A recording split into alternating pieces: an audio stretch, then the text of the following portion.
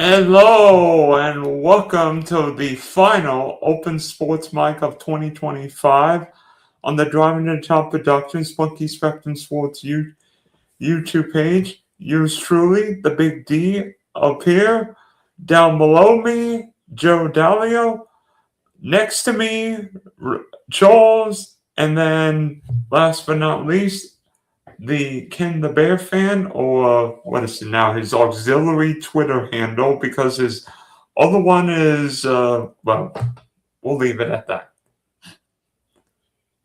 Yeah. And no customer support threat.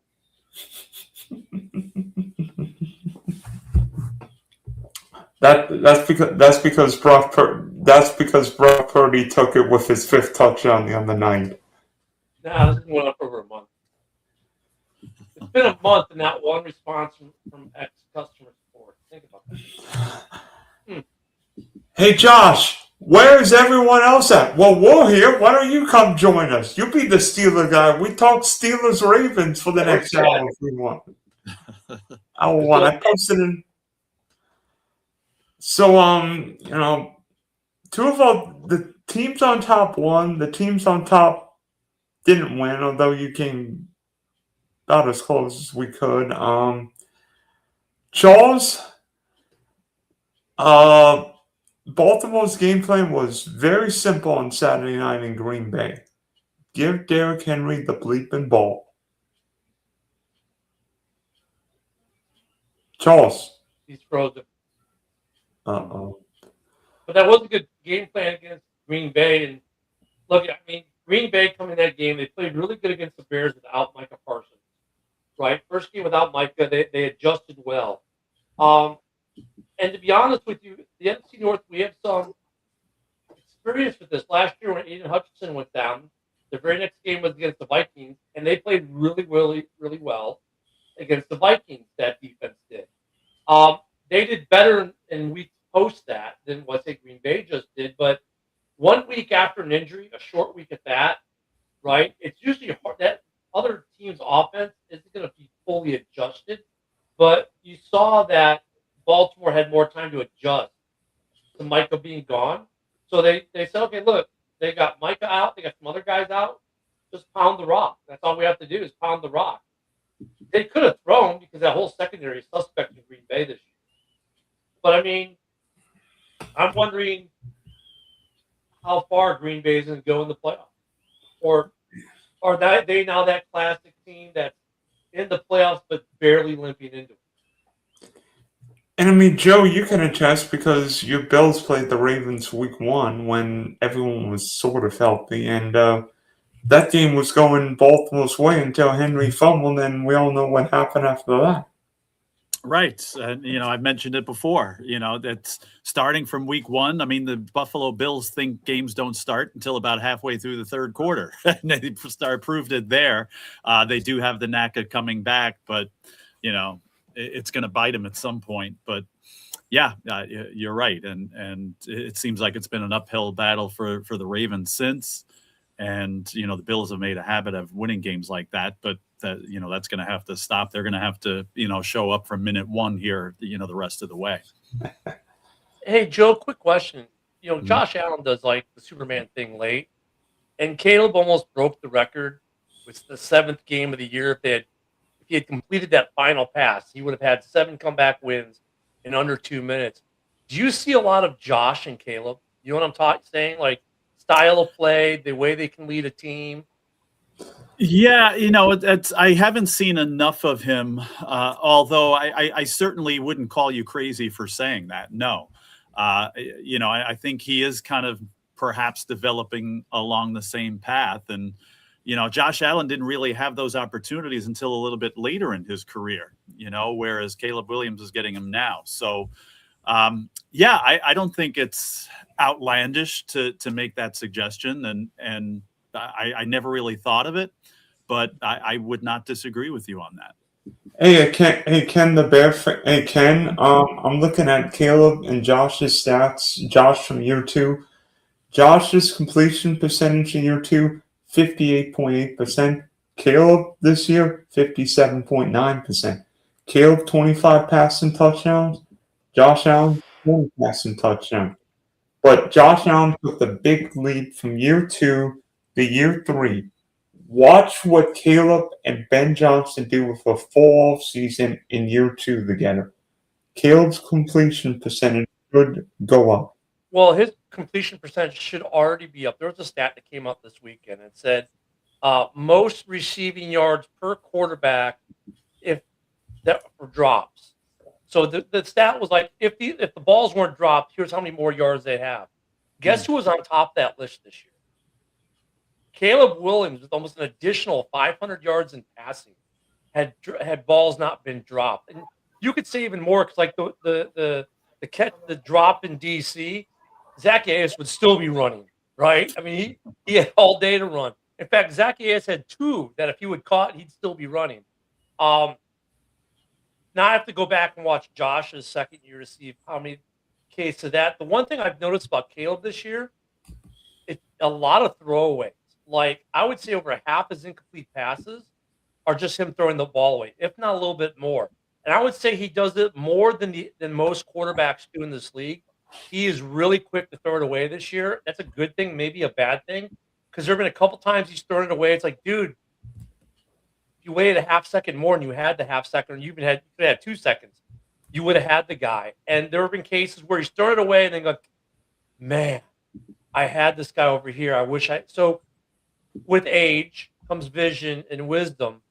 So, to your point, Dylan, I think that we see that track of improvement like we see with Josh Allen with Caleb. I don't want to say Caleb's ahead of Josh in that way, right, in his development, but God, it's eerily similar. The only thing that he doesn't do that Josh does, Josh will like lower the shoulder pads and hit a dude. Caleb hasn't gotten to that point. I mean, he's big enough he could. He added 15 pounds of muscle last year between seasons. So, I mean, he's getting that way. But to me, I see a lot of the attributes that Josh brings to Buffalo. I see with Caleb in Chicago, and even the way he interacts with his coach. Like after the game Sunday, they do the pressers. Ben Johnson's up there. They ask him about the final play, and Ben Johnson says, "Look, I got the play in late. This was on me. I took too long to get the play in. Blah blah blah." 15 minutes later, Caleb's on the podium. They ask him the exact same question. How do you think Caleb answers it? Does he throw the coach under the bus after the coach just threw himself under the bus? No, he blames himself. Well, we weren't lined up the way we were supposed to be, and I just wanted to try to do something, but I dirted the ball. I need to get my other leg underneath it. I got to do a better job. I mean, they both took blame for it. I love the way these two guys interact with each other. Rich Eisen said today these guys are going to be a massive problem in the NFL for years to come, and it starts in 2 weeks. I was like, wow. And that's what made me think of Josh. I think the one difference between Josh and Caleb is that Josh is significantly bigger. Caleb's like 6'2". Josh Allen's 6'5", 6'6". So the height's a little different, but there's a lot that's very comparable between both men. Yeah, Caleb. Let me see how tall he is. Let me look it up. Yeah, I don't think he's 6'5". He can 4,000 yards. Caleb's about 6'2", 6'3" He's not 6'1". According to his Wikipedia page, he's 6'1", 226. He's close to undersized. I think closer to Mahomes. I think Mahomes' success helped him because I think there was a time where you looked at Caleb Williams and they would have said he was undersized for quarterback.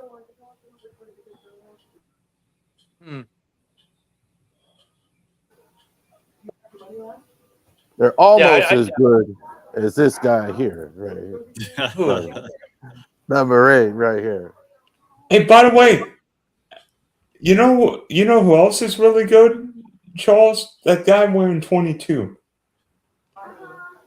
Yeah, the internet went out. I heard y'all was talking about it. Look, this is why a lot of the Raven fans want Harbaugh gone. Why is it we're all the way at the end of season 2 and you're just now getting him 30 carries? How long have all of us watched football here together? Over 100 years? All of us can kind of figure out, hey, maybe it's a good idea to run Derrick Henry. Every graphic they put for Derrick Henry was he's breaking a new NFL record, carries, yards, all time, this and that with the greats. Maybe it's a good idea to leave him in the fourth quarter and run the football. Might be a good idea. Might be a good idea this week. Might be a good idea, especially if your quarterback's on the shelf. Well, I mean, I agree with you, Charles, especially this week. But like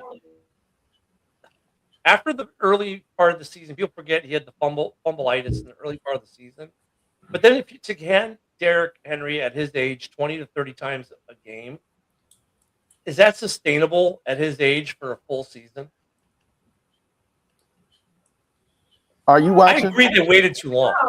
Are you watching? Some guys that look, it's true to what say receivers, I think, age early. That was not the case with Jerry Rice. Just wasn't the case with Jerry Rice. Just wasn't the case with Larry Fitzgerald. And it's not the case with Derrick Henry.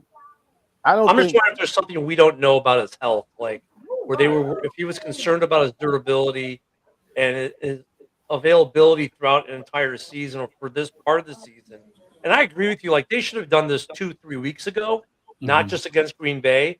But and then I could understand it more, say, okay, they were cautious. But dude, when you start to lose the grip on maybe not going to the playoffs, it's time to throw caution to the wind. It almost seems like Harbaugh waited. Well, we'll find out this weekend if he waited too long. I'm not giving him credit for that. I'm not. I've seen it.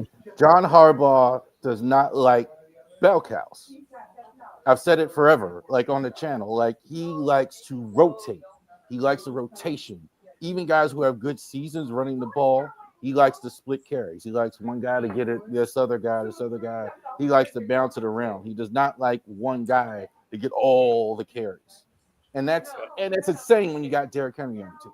Absolutely. Yeah, but that's like the way of the NFL. Look at Detroit, look at Chicago, look at a lot of different places. That's the way the NFL is kind of 50-50. You got bellwethers about half the team and committee in the other half. And the best running teams in the league run by committee.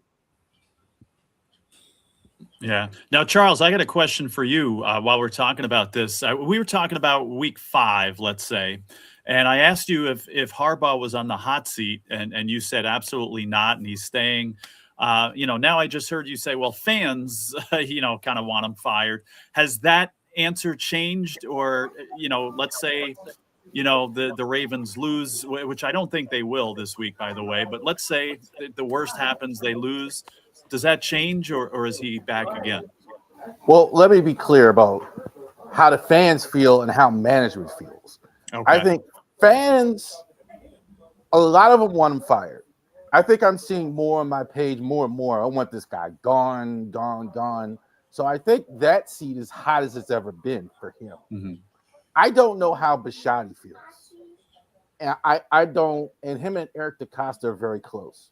You're so right. The thinking is that he gets to stay regardless.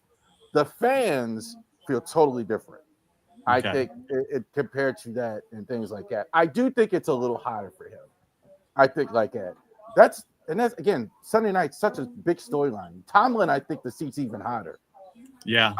I mean, Adam Schefter, for the first time I heard him today, and I don't know if you guys heard it, was like, well, maybe he's not coming back. Maybe he's going to TV. I haven't heard him say that before. Actually, I'm gonna ask one word. If the Steelers lose to the Ravens on Sunday night, is Mike Tomlin coaching the Steelers next year? Joe. Well, there's people that are part of this network here that I think we know how they feel. We got a couple of Steelers fans, regulars here. We all know how they feel. And again, kind of like what Charles was talking about, it's the fans and management, have maybe differing opinions. And should he be back? As a neutral observer, I say no. Adam here says it all the time. It's like this is Pittsburgh, and again, I've been to Pittsburgh 3 times in my life, so I don't know how life goes there, but it's always been the city of champions, as far as the Steelers are concerned. And now it's been a decade or 20 years of mediocrity. And as a neutral observer, I can't disagree with that. So, do you want to maintain that mediocrity? I think I don't know. Even management maybe wakes up and says, okay, we need to move in a different direction. So Steelers lose that game, which who knows? Maybe a lot of Pittsburgh fans, again, including those close to us here, are hoping for that. But Pittsburgh loses that game. I don't think you should come back. Jamie. If he loses, I think no questions. If I was doing this, I'd say no questions, you're gone, Tomlin. But the management obviously feels different. If he loses, I think it's clear he should be gone. But will he be gone? That's the thing. And I think it's different for Baltimore. I know you didn't ask that question, but I as a neutral observer, again, I think Harbaugh's back regardless of what the Ravens do. But I think Tomlin's job is on the line with this game. Charles. I think he's gone if he loses. I think a couple things. One is going to be very hard. A backup quarterback, and I do think it's going to be Tyler Huntley on Sunday night. If a backup quarterback goes into Pittsburgh and wins, it's going to be hard for him to. It's going to be hard for him to justify that, especially when a reason you lost last week because your receiver went ahead and smacked somebody in Detroit because he wasn't on the field. I don't think they're going to extend him, so I don't think to keep him. The difference with the two situations, Harbaugh has a contract for a couple more years. Tomlin, they need to make a decision because he's in a lame duck year and he's going to want a new contract. So are you going to give him another 18 million, 17 million in Pittsburgh? I don't know. All right. I think if he wins, I think maybe you can justify it. I don't think he gets another extension at Pittsburgh. But what happens if he wins this game and then loses in the first round of the playoffs, like always happens? So, all right, real quick, I got one of the guys from the huddle, and he's a Pittsburgh sportscaster, and he's got some people in their organization. And here's been the word in the street pretty much all year. First off, if Tomlin loses, this will be his first losing season, ever, as the head coach. Well, Pittsburgh be 9-8. No, they're 8-8 right now. No, that's the Ravens 8-8. They're 9-7. Oh, sorry. All right. So that's right. I'm sorry. So even 9-8, baby, lose in the first round. The standard's a standard. Even if he loses, he's gone in his entire career there without a losing record. He's got a winning record every year.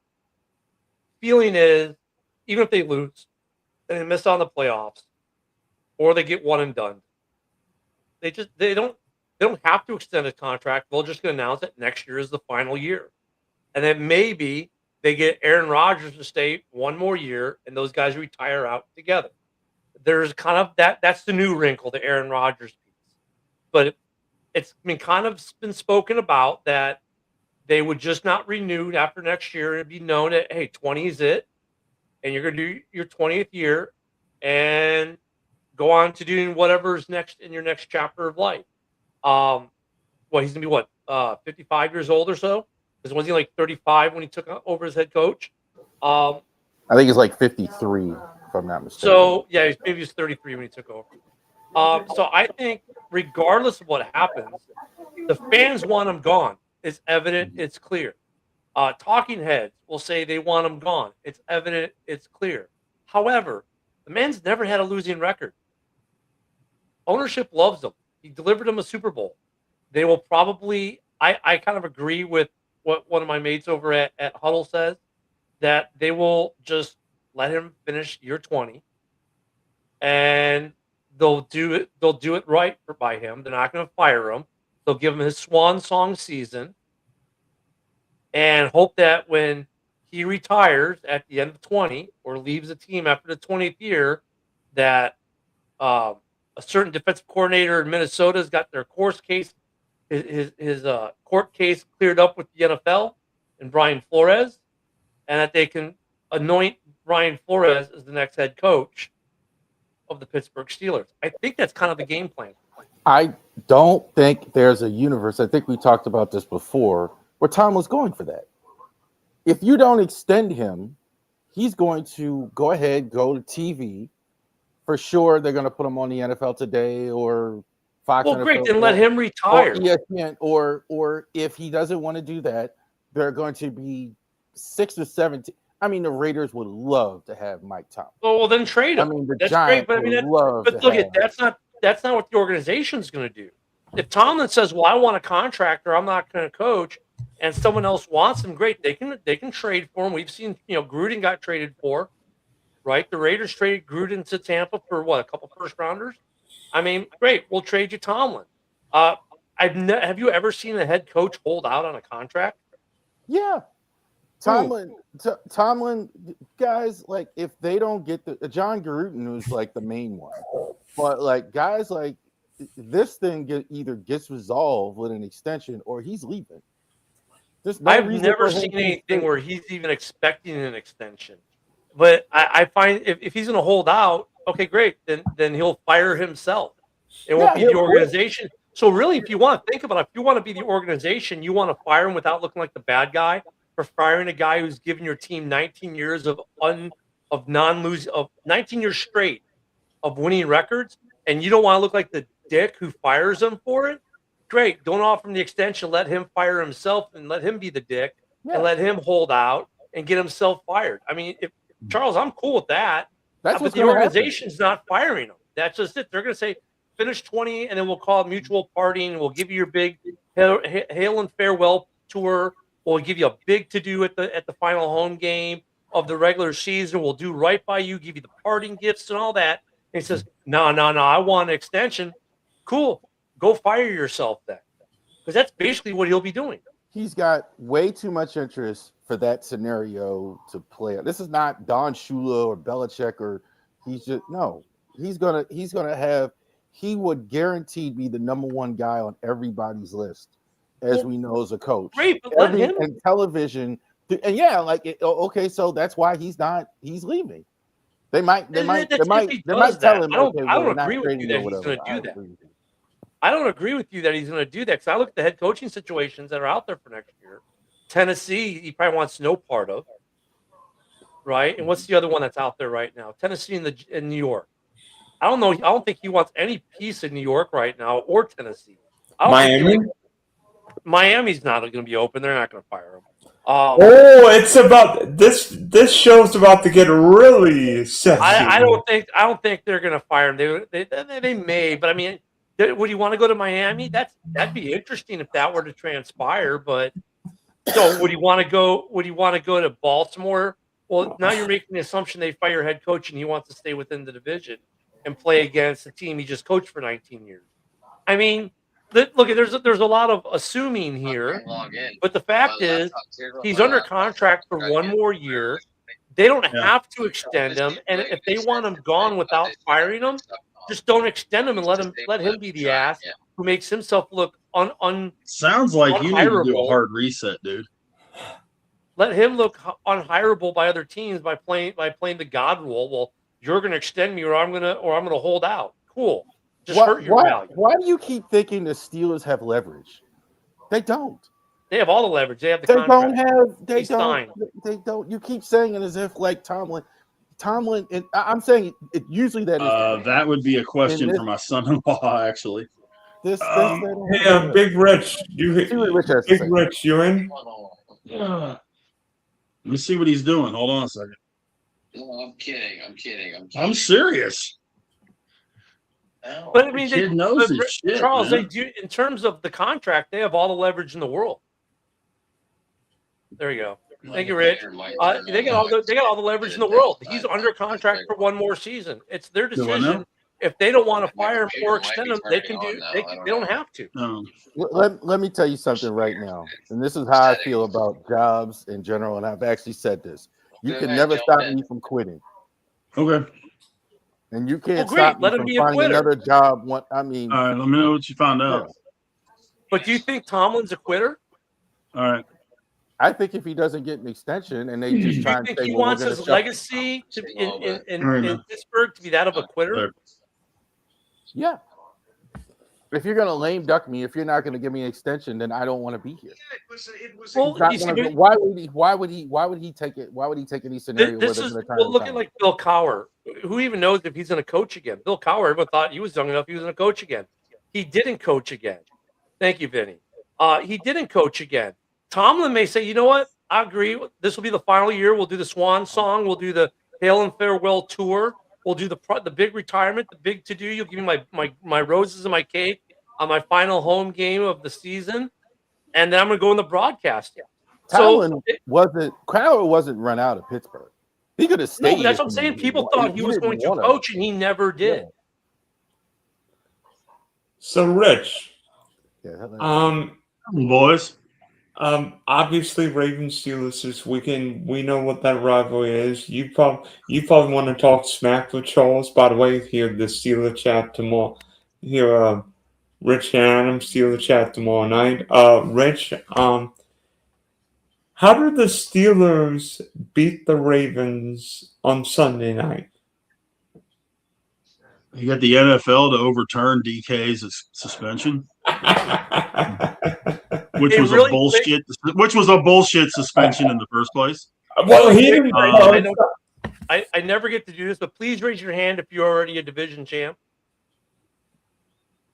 Thank you. Blind squirrel, nut. Okay, we got it. Although there's really only three of us on the biggest thing they've got to do is, to me, threefold, and two of them have more to do about the game plan than it does on the field. One, they've got to establish the run. They've got to be able to run the ball. They've got to be able to use Gainwell and Warren the way they've been using them before this past week. The other one they've got to do, and yes, I realize it's easier said than done, but the Steelers usually do a halfway decent job of it, and that's to try and contain that tank that wears 22. He's going to get his, but he doesn't need to get 200 yards and 3 touchdowns. If you can contain Henry to 80, 90 yards and a score, you should call that a win. That again is game plan. It's not as much execution as it is defensive game plan. The other part of it is that Rodgers has got to be able to open up the field. He's got to be able to use, whether it's Valdez-Scantling, whether it's Thielen, whether it's whoever, they've got to open that field up. These little 3, 4, 5 yard dink and dunk, nothing drives me crazier than when it's 3rd and 7 and you run a 5-yard route. Drives me bananas because you're giving yourself no chance. He needs to move off from always going. I don't know what his love affair with MVS is, but like he went to MVS 3 or 4 straight times in that game the other night. It's like, dude, you've got a guy like Adam Thielen there who can do some things if you let him. And you've got other receivers. I don't know why he's got to always have his receivers of the past, like MVS, and he just gets tunnel vision on him. I get it, you trust the guy, but Thielen's a guy you should know by now with his career that you can trust him. Throw him the damn rock. Don't just throw it to MVS. I think that's the Steelers' biggest problem going into this passing game. Without DK, they still got a good enough passing game if Aaron Rodgers can get out of his tunnel vision and stop just looking only at MVS every time. And Richard, I want to ask one question too that hasn't been addressed. So, is this the last time we see Aaron if they lose? And I think we're going to win. But is this it for him in Pittsburgh? I have no idea if he's going to hang it up after Sunday night or whenever those Steelers get eliminated. Well, first off, sorry guys, my wireless is going a little crazy. Is this the last time we see Rodgers if they lose? I think that this is Rodgers' last year either way. Whether it's this Sunday's his last game, next Sunday, the Super Bowl, whatever. I really think the Steelers are going to be either in pursuit of Kyler Murray or Malik Willis, or they're going to give Will Howard his shot next year, or both, and let him compete for the starting spot. What if they're going to do the swan song with Tomlin last year, and they convince Aaron to retire with Tomlin? Well, that's the other part of it too. I think I would not be surprised, just from the attitude that Tomlin has had the last couple of weeks, that if they lose Sunday, that he steps down. He retires. Okay. I don't know that he retires. I wouldn't be surprised if it's a case where he goes. Yeah, I wouldn't be surprised if it was a case where he did kind of what Vrabel did for a minute. Some of these other guys have done, where they've gone into TV for a year and then go back into coaching. Because there will be teams that would give their eye teeth, see the Giants, see Miami, to have a coach like Tomlin down there. I think McDaniels has one more year and that's it in Miami. If he doesn't get his crap straight, he's going to be out the door. Obviously the Giants need a new coach for next season. What if Tomlin steps down and becomes the advisor in Miami for the defense? Yeah, that could always happen. Could be like a Robert Saleh kind of thing. It could be. We talked about this on this show a couple of weeks ago. There's a couple of guys out there right now that I wouldn't be disappointed if they took the Steelers' job.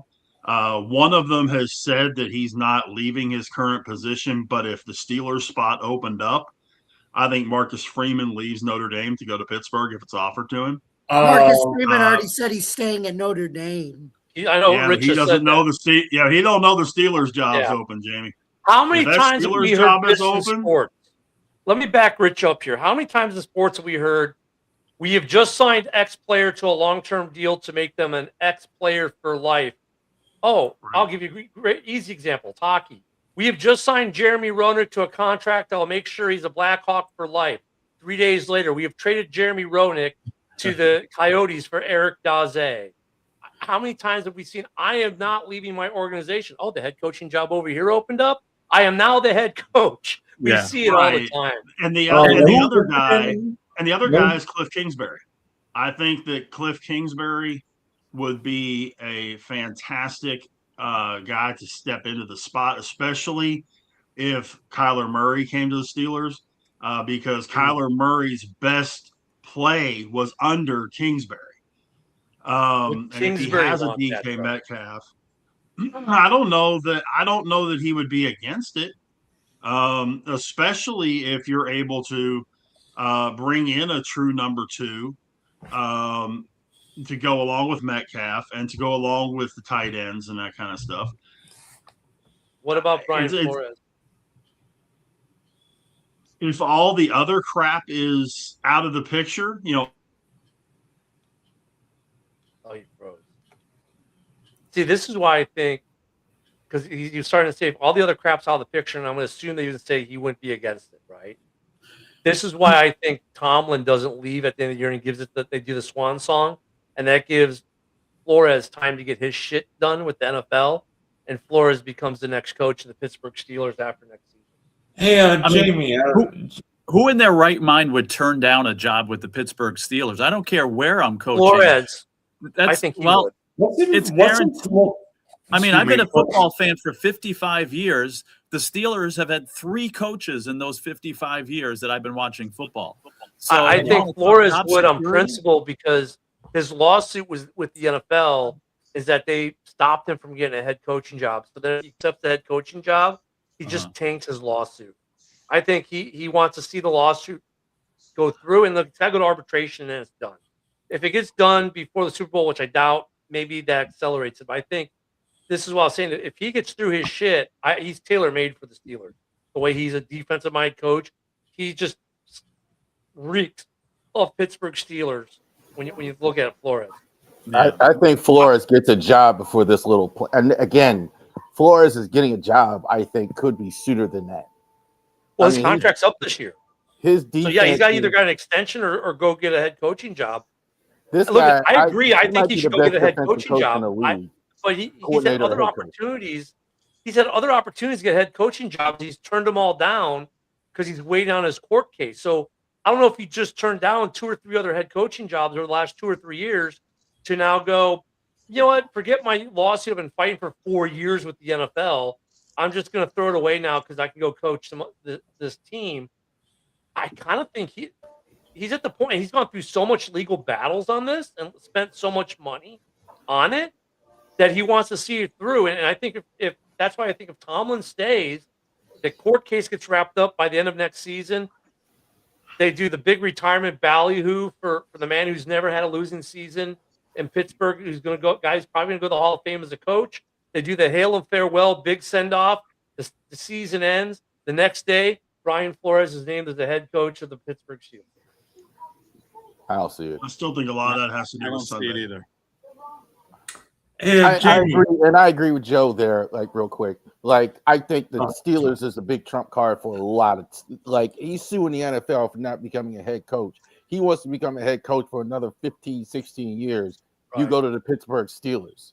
Mhm. Whatever he's Yeah. going to get in that lawsuit. And the Steelers have already hired him as an assistant, by the way. So keep that in mind. So they're familiar with him and all that. So I think they're not as worried about that. I agree with a lot of somebody else. merit. There's a lot of merit, and I agree with a lot of what you said. I just think he's at the point, and maybe he tries to get the court case accelerated, the arbitration accelerated, so he can do that. But he's fought this thing for 4 years. Imagine if you fought your job for a raise for 4 years, and you put all this time and effort. Are you just going to quit right before you get there because you can go do something else? hey, Jamie, I've done it. Jamie, I have a question for you. If you could pick your opponent for the Bills next week in the wild card game, out of the division champs or possible division champs, who would you want? And I mean, I'm not going to say Pittsburgh or Baltimore because chances are Buffalo won't be the 5 seed because Houston's probably not losing to Riley Leonard.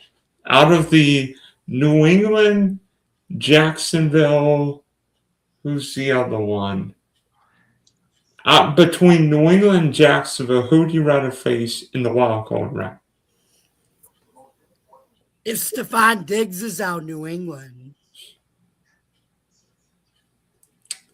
You saying Steph Diggs just won up DK Metcalf with his ineptness off the field? I don't think those two situations are comparable, and I don't want to get into that, but Wow. whatever. Neither. Yeah, if the Jamie, you're right, man. If Diggs isn't out there, Drake May is going to have some problems because he's got all those other injuries in that receiving core. Man, he's going to have some problems. I don't care if Diggs is in the lineup. I'd rather play the Patriots anyway. I think the Bills match up better with them. You have an experienced team that's been in the playoffs how many years in a row against again, not to take anything away from the Patriots and Drake May, but they're the new kids on the block and, no playoff experience for the most part here. I'd take the Patriots. You're going to No have matter two. who's playing. You can theoretically have, because if the Bears end up at the 2 seed and the Packers at the 7th, you're going to end up in wild card weekend with 2 division games. Mm-hmm. 2 divisional games in the wild card weekend. How rare is that? If you get Buffalo, and it's a rubber match for both. In both cases, it's a rubber match. Right. In both cases, their teams are 1-1 against each other. Now in the Bears Packers, they each won at home, but in the AFC side, they each won away. So home field is not necessarily an advantage for New England with Buffalo. So I actually, they're in the same boat I am. Do you want to see your division rival again for the 3rd time in such a close period of time in the season, or do you want to see someone else? I mean, I have to be thinking that in both cases, all 4 fan bases are looking for rematch.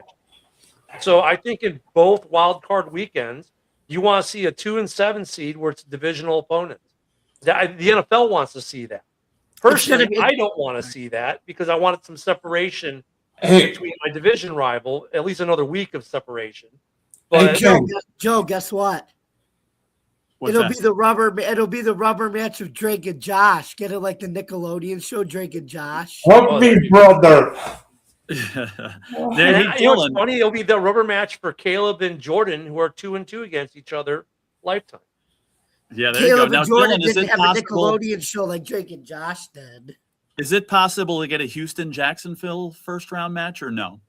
Let me look. At It is if the Colts beat the Texans and Right now, potentially three. Jacksonville is the 3 seed. The Chargers are the 6 seed. So the games would go New England, Buffalo, Jacksonville, Chargers.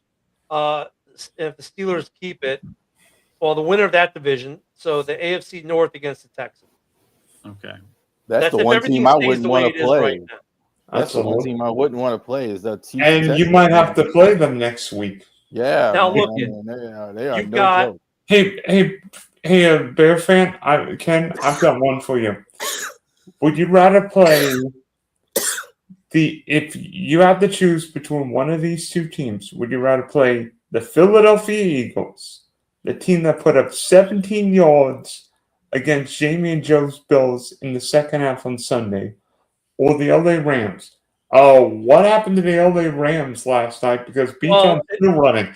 Okay, well, real quick, the AFC side, all three wild cards have 11 wins. So I'll just say that. We'll leave that. We'll see what happens this weekend. Now, this question you just asked me, it's not possible to have an either or in the first round Right. because Philly now. Excuse me, not the Eagles. Sorry, my mistake. Would you rather have, if you had to choose between the Rams or the Packers? Okay, yeah. So if the Bears go to the 3 seed, if they lose and the Rams win or the Eagles win, if that scenario happens, with the Bears lost and the Eagles win, we go to the 3 seed, and then we played the Rams, right? And we played the Rams. I don't really care either way. To be honest with you, it makes no difference at all to me whatsoever. Whoever's coming to Soldier Field. And if the Rams come to Soldier Field, you hear a warm weather team from LA going to Chicago in January. That's all you're going to hear all week. Look, with Matt Stafford, that's never been a good argument. I could care less if it's the Rams or none of these teams scare me. None of these teams scare me as the Bears fan. I could care less who I play. I'm playing with house money at this point. I was 5-12 last year. I'm king of the fucking North this year. People said we were stupid, delusional, brain dead morons for even thinking we could be a dark horse. And I'm the king of the North, clinched in week 16. So I could care less who we play. It's all house money bonus for me. We've already beaten the Eagles. We've beaten a lot of good teams. Can we beat the Rams? Yeah. I mean, if you look at the game we just played against San Francisco, what a shootout. Set an NFL record, by the way. Tied at 7, tied at 14, tied at 21, tied at 28, tied at 35. First time in NFL history it's ever happened in a regular season game. We know they can do a shootout. We know that when Dennis Allen wants to be creative, he can get some defense going. We can take the ball away. Stafford can throw picks. We know that. Caleb doesn't throw picks. We know that.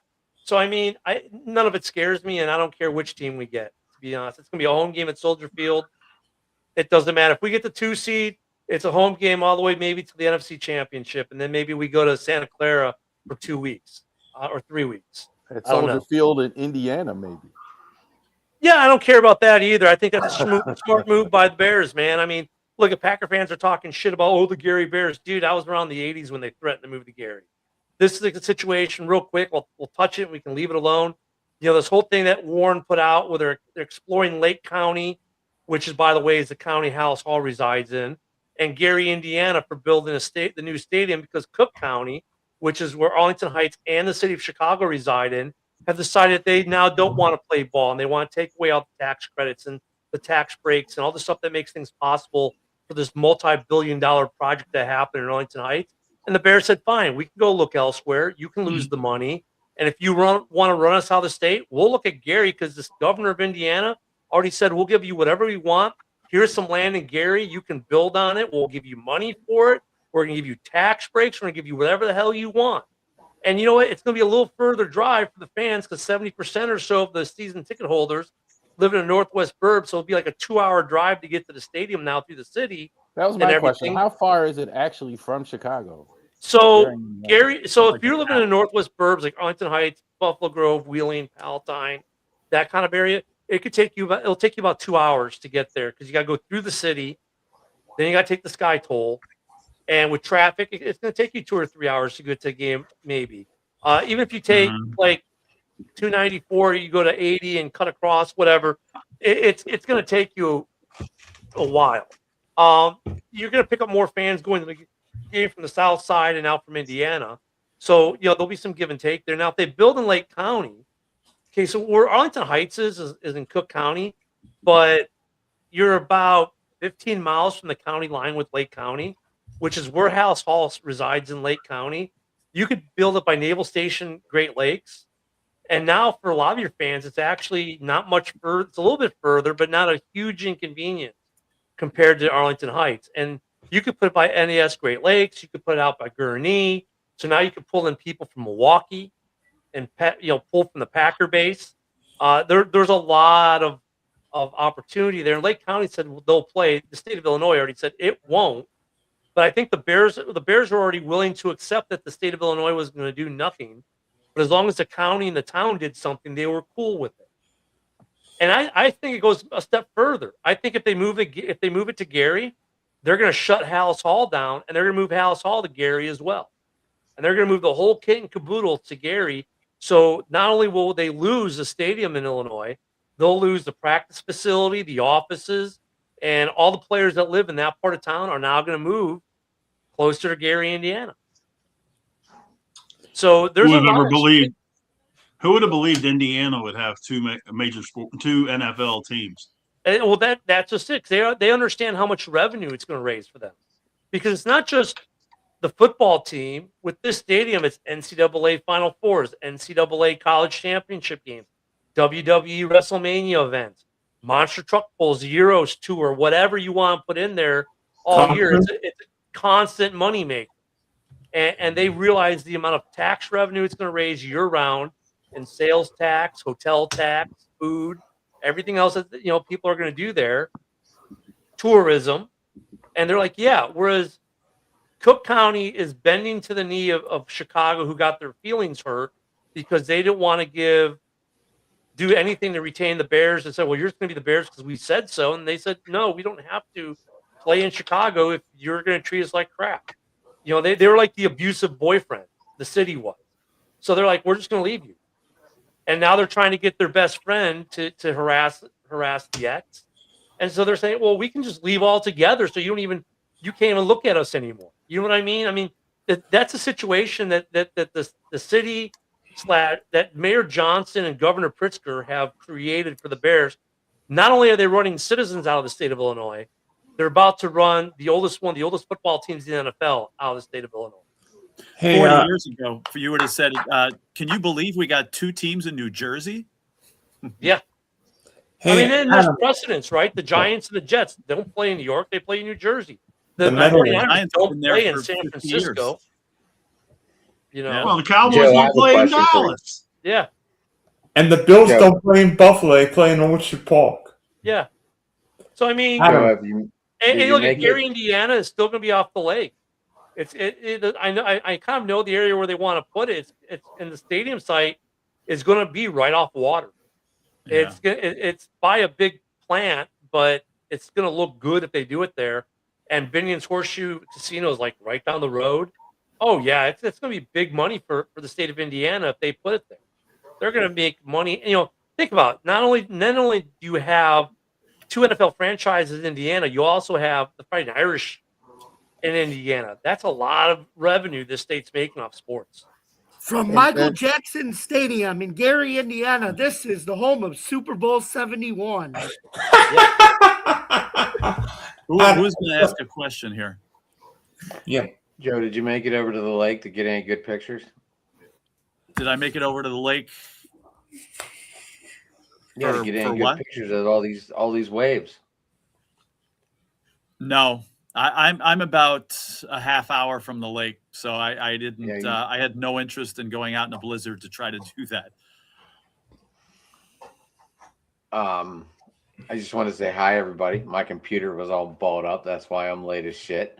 I called Rich right before. I'm like, I'm ready to break these things, and it magically turned on. So, Anyway, Adam, how's everyone doing tonight? Doing great. Good to see you. Good. Adam, I've got a question. If the Steelers lose to the Ravens on Sunday night, Which they are. I see you up there. how frustrated are you going to be at DK Metcalf for going off the deep end and getting himself suspended?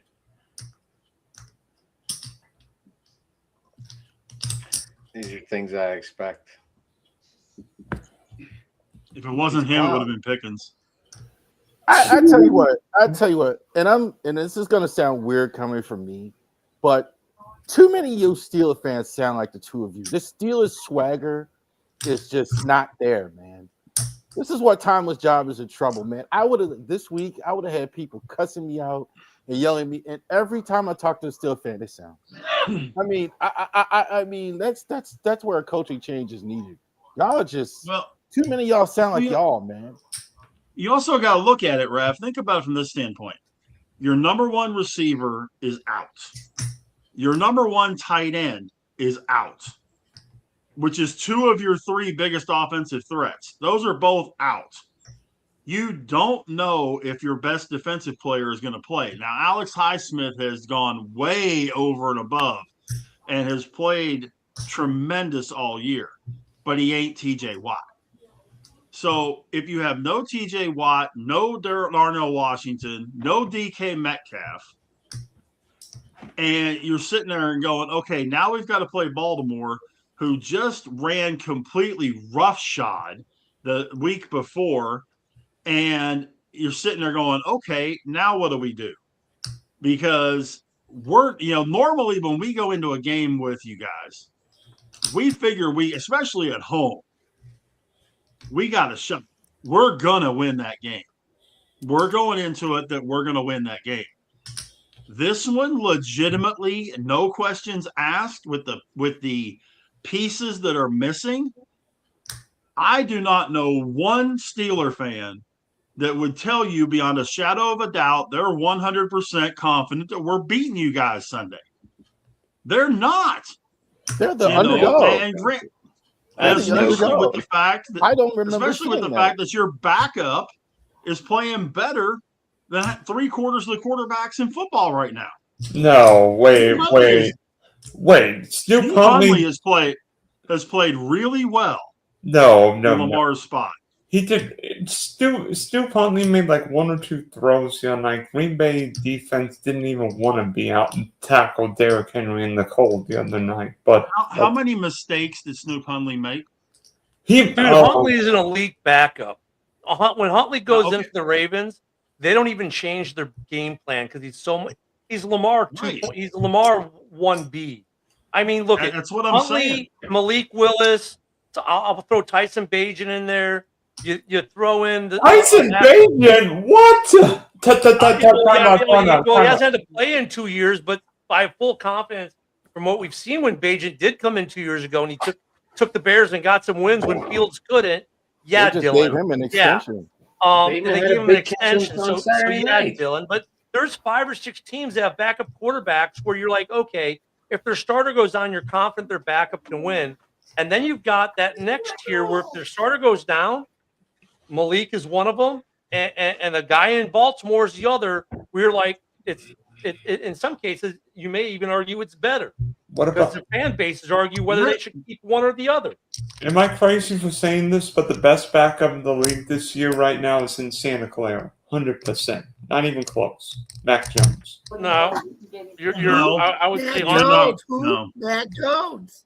But the thing you got to look at too, man, there are at least 2, possibly 4 backups right now in the NFL that could start for 4 or 5 other teams right now. Yep. Mm-hmm. There is no possible way you can't tell me Malik Willis starts for the Jets. You can't tell Or me that. Dolphins. You couldn't Matt- tell me that Tyler Huntley wouldn't start for the Jets. Can't do it. It's impossible. And Mac Jones, he's playing with Kyle Shanahan. Kyle Shanahan makes everything look good. Jimmy Garoppolo got $100 million. He makes the only one he couldn't mastermind was Trey Lance. Other than that, every guy he puts out there looks to halfway decent. Trey Blake Lance Gabbert got even hurt. looked I mean, that halfway wasn't decent. Trey Lance. May be the most overrated quarterback to come out in the last 15 years. I actually have one more overrated. Johnny Football. Johnny Manziel. No. Johnny Manziel's problem was he was the prototypical of what I talk about. $1 million from the neck down, 10 cents from the neck up. The dude was supposed to be the guest picker 2 weeks ago on game day and was at the Jake Paul fight the night before and missed it. What in the bluest of blue hells was he possibly thinking? I mean, there's stupid. And then there's really stupid. And that's where Johnny Manziel fit in on that stage. I mean, come on. No, thank God. I don't remember who it was they brought in. I know they brought somebody in. There was like a very last second guy to come in and take it. It was another A&M guy, obviously, to come in and fill in for Manziel that they got at like the 11th hour, threw him in there and did a nice job from what I gather. But how stupid. Kellen Mond. Thank you. But it's just like, come on, man. Hey, by the way, speaking of Aaron Glenn, one more to everyone.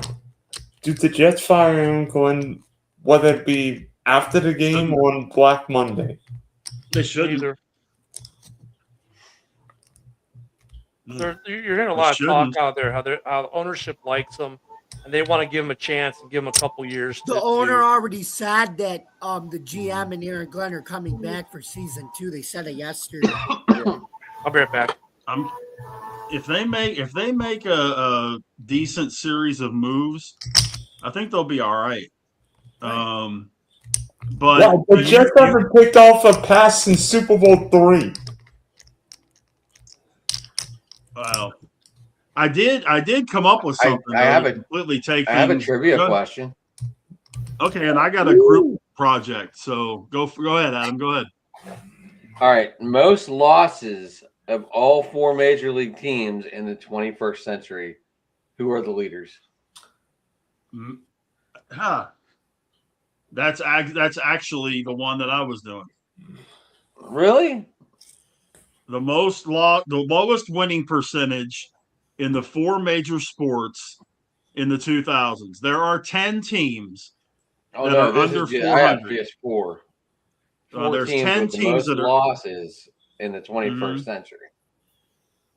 Jets. Major League Baseball only, or all 4 sports? Major League, NBA, NHL. Okay, NFL. I have the 10 that are under 40%. The Lions for sure. They had a year. They didn't win No, anything. they're not. Who are the Cleveland Browns? The Cleveland Browns. They are. Cleveland Browns are there. 200. Are we talking about all-time losing percentage or No, just one season? Since 2000. 2000. No, I'm just Or the talking. New York Oh, Jets. every Me and season. Rich have 2 totally different questions.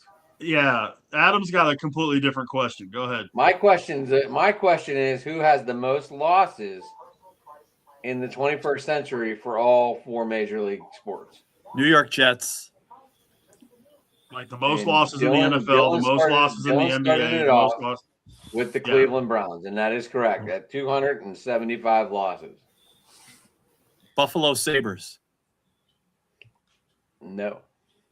New York Jets. No. We already got football, Joe. Oh, okay, Phoenix so- Coyotes, I think, are the hockey team. The who? Arizona Washington Coyotes. Bullets. Well, I could sorry, I believe called it. it Phoenix. The Washington Well, Bullets. I have Wow. Wizards, Joe. So I don't know. I don't know how that corresponds. It's the Wizards. It's just like their same teams are team. the Washington Redskins. Bullets wasn't the 21st century. It was in the 21st. I know, but Well, they'll always be the Bullets to me, just like they'll always be the It's- Redskins. Formerly Yeah, it's the Baltimore Redskins, Bullets. the Adam, Commanders. 1,000. Adam, can I take a wild guess for baseball? Hold on, The let me finish. Pittsburgh Hold on. Pirates. Let me finish this one. The Wizards have lost 1,212 games. Oh Lord, But the have Sabres mercy. weren't in there.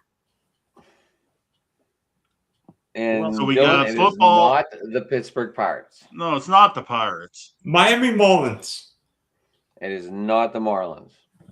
Montreal Expos. No. In the 21st century, buddy. They Oh. were in the 21st century until 2005. Oh, They're God. not on. Colorado Rockies. Colorado They're Rockies. not on. They're not it. They're pretty bad. Oakland A's. Who? Oakland Athletics. Not The the A's. Oakland Athletics. Yeah. Okay.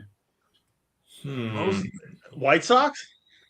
Not the White Sox either. I thought it was the White Sox myself. That was They Baltimore won the World Orioles. Series in 2005. Orioles. I understand that, but they've sucked every year besides that. Orioles It's are not Royals. Baltimore. It's not Baltimore. Reds. Not the Reds. They were good for two years, but what about the Royals? It is the Royals. Wow. Ding ding ding ding ding. The Toronto Blue Jays. before they 2,291 losses Jeez. With a World Series in there. Wow. with a World Series. Two in of there. them. That's awful. They I won thought it one was. and I played thought it was gonna be another the one. Pirates for sure. Now we're on the hockey. Who the hell could it be? Blue Jackets. Who? Blue Jackets. Columbus. Yes, you are correct. Wow. Ding ding ding. 874 losses. Because I don't Well ever played, remember them gentlemen. being any good. They had like 2 playoff years, I can remember. Don't remind me Now of one. with Joe, remember I told you our GM now, Jarmo Kekalainen, they made the playoffs 5 times from 2019 to 2024 with You're Columbus. doing to clean it up. Mhm. Yeah. Wow. He's the Sabres GM Okay. now. That's how I know this. Okay, guys. So this is a derivation of what Adam was doing. Since 2000, in the 4 major sports, there are 10 teams who have an under 400 winning percentage. You guys following me? Mm-hmm. Who are they? I already guessed the Browns. Browns is 1, yes. Jets. No, we already did football. Jets is 2. This Well, all no, four major there's sports? more than 1. This could be any All 4 combination. major sports. Giants. All 4 major sports, low 40% winning percentage. The Who are Giants, the- Jamie, that is right. Yeah, you're right, Jamie. Who are the Pittsburgh Pirates? No. Amazingly enough, there are no baseball teams. Okay, that Wow. answers my. Sabres. The Sabres are on this list, yes. Not Who are recently. the Washington Wizards? Yeah. No. Really? Okay, who are the Just New missed. Orleans Pelicans? They also just missed. Okay, New York Knicks. no. No. What about the Sacramento Kings? No. Although very nice play on words there. I like that. The Detroit Pistons. That would be another one. Oh, So we have 5. We have the New York Jets, the Detroit Pistons, the New York Giants, the Cleveland Browns, and the Buffalo Sabres. There are 5 more. who are the Jacksonville Jaguars? That would be one of them, yes. Oh. Really? There is Team. one more NFL team, 1 more NBA team. I'm sorry. 2 more NFL teams, 1 more NBA team, 1 more NHL team. Who are the Tennessee Titans? No. Yeah, I they was were gonna good say for the a while. Atlanta Falcons. Cincinnati No. Bengals. Arizona Cardinals. No and no. How about the Vancouver Canucks? Oh, No. that's good. Vancouver went to a Stanley Cup final. Arizona Coyotes. Yeah, Coach what? Knight. That's the NHL team. The Coyotes. All Who right. is it? The Arizona. Coyotes. Coyotes. Or the Mammoth. Who are the Rich? Who are the Brooklyn Nets? No. When they were in New Jersey, they were bad until they moved to Brooklyn. I'll tell you what. Look to my immediate left on the screen. The Bears. The Bears. Bears. Oh, there you go. We have one more NFL and one more NBA. The Chicago Bears. I'm really surprised you guys haven't gotten the NFL one Did somebody say the Carolina. Lions? Is it the Carolina Panthers? yet. They did not, Yeah, and yeah. no on Carolina. Okay. Lions? Oh, Nope. Okay. Nope. The Giants. They're no. Washington. We already did the Giants. Giants. Miami Dolphins. Say again. Who are the Miami Dolphins? No. You guys want a hint? Yeah. Yeah, I'm tapped up. Okay, both teams are in the eastern part of the country. What's the question again? I'm sorry, I missed it. The Washington Commanders. No. Washington Commanders is one. We got one. We got the NBA team left. What we're doing, Ken? You got 10 Charlotte? teams since 2000. There are 10 teams that have an under 400 winning percentage combined, What and we're about going through. There's Charlotte? one The NBA Bobcats. team left. I got it. Yeah, the Hornets. No, Ooh. It's not the Bobcats, not Charlotte. not Charlotte Bobcats. No. Although you're in the right area of the Who are country. the Atlanta Hawks? Memphis has No, got to be still- what you're saying. Still right Memphis area of the Grizzlies. country. Memphis Grizzlies. No. Not No. Pistons. Oh, the Magic. Fudge my poo. The Orlando The Magic. Orlando Magic. Wow. So Orlando it's the Magic. Jaguars, the Jaguars, the Jets, the Pistons, the Giants, the Browns, Magic, Sabres, Coyotes, Bears, and Commanders. I've got a question, guys. We all play fantasy football. Some of us play DFS, and one of us plays DK Best Ball. And you know me, I played 150 lines. Are you I in don't know if any you saw. finals? I don't know if you saw X. Are you in any finals? Yes, and I'm going to show So you. you're let me playing for see $1 if I million can- right now? Not exactly, but I'm going to show you. Let me see, Mike. I'm going to show you exactly how much I won, Adam. 15,000. $42.12. Nice. hit. Very funny, Rich. This Hey, Rich, was just trying to be precise. I actually won. I finished 72nd in the DK Best Ball Millie Maker, good for 15 grand. Nice. Nice hit. That's awesome. I'd be jumping for fucking joy. I I didn't actually even won 18 cents one time on a DK football one. It was a $3 game. There were so many ties at the one point. I won 18 cents.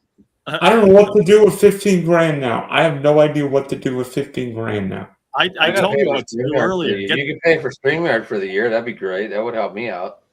Get some Jag season tickets for next year. Whatever you want, brother, for 15 grand. Heck, I might Pay get off a StreamYard limo. for the I year. might So we get a can always limo go and run. own full tickets tomorrow on Thursday Or because go to the tickets are- playoff game. Oh, I'm trying to be productive here. Like Dylan, you could pay off StreamYard for the year, and that'd be great.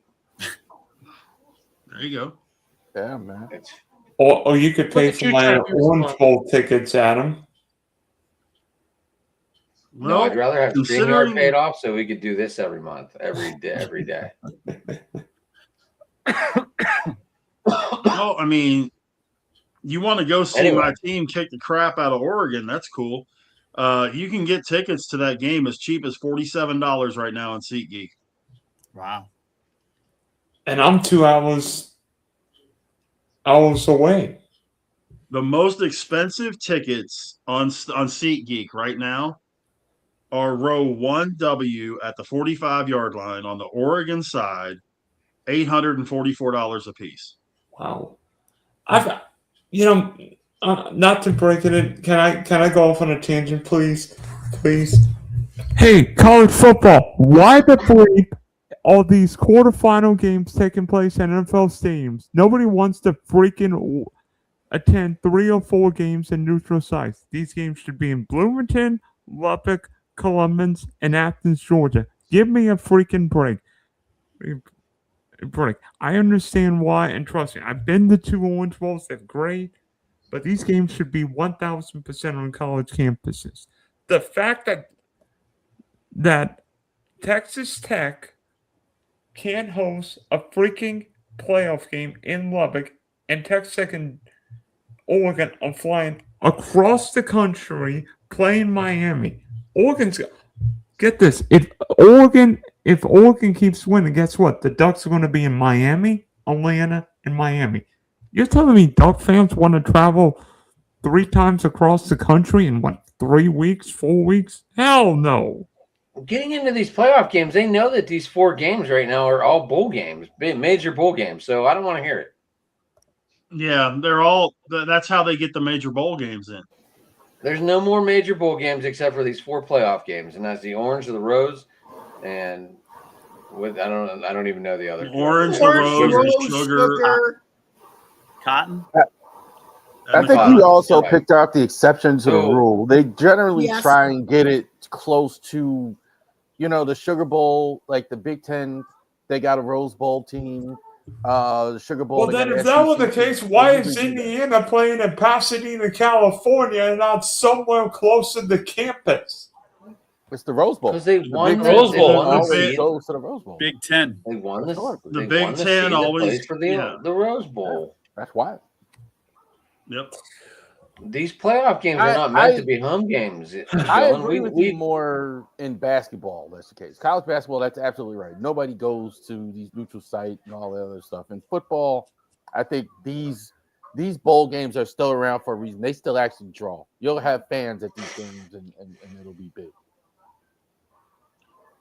You'll have them, yeah. But I think if you're a top 4 team in the country, you should have a home game. What they should have done would have been to make those 4 games last weekend the bowl games and give the home games to Indiana, Oregon, Ohio State, and Georgia.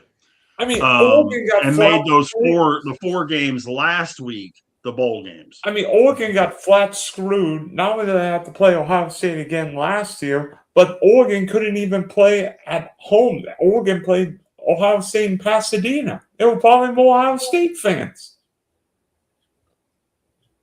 Once again, it's playoff football, and they know where to go.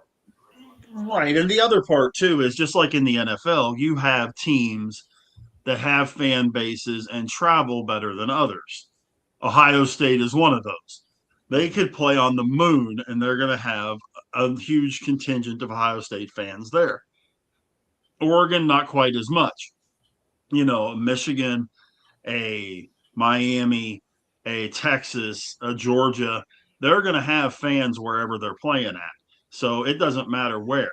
But, Alabama. It would have been better to have the home games this round and bowl games last round at neutral sites. Wait a minute, Dylan. What do you think they create these games for college students to go to?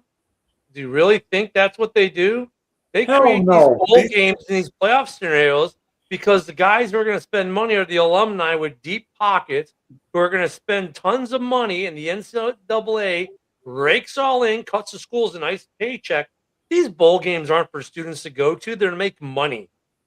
Mm-hmm. True. Yeah, but we saw the atmospheres in College Station and Norman. Those games were crazy. I mean, no one cares about that. It's about making the money. They don't care about the atmosphere. They don't care if it's Enter Sandman at Virginia Tech or Virginia Tech's playing at the Rose Bowl. They're going to make them more money at the Rose Bowl than they are at Virginia Tech. I don't think most of the bowl games make money, except for the ones they're having. I don't think. I don't know how much interest I ever had in the Independence Bowl. or the Sun Bowl or TV rights, till- naming rights, not till merchandising you got to New rights. Year's Day. Really, Notre Dame didn't have entrance in the Citrus Bowl, the Pop Tart Bowl, or the Alamo Bowl, or the Sun Bowl, or the Yeah, like Holiday get a check. Bowl, or the Fenway Bowl, whatever bowl it is. Oh, sorry.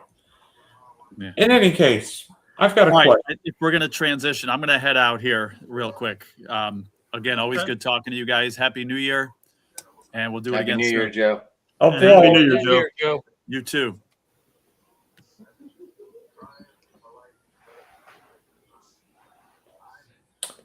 Dun, dun, dun, dun. So, I've got a question for you guys. Shoot your shit. We're gonna play hypothetical. Would you between quarterbacks for playoff or potential playoff matchups? Would you rather have either one of these starting quarterbacks? And I'm going to start off with potentially the game of the year in the NFC West. Would you rather have Sam Darnold or Brock Purdy? Purdy. Purdy all day. Purdy. Why Brock would you Purdy. want someone that? Why would you want someone that fails in prime time every time? Sam Darnold just won the Rams game Thursday night. That was prime time.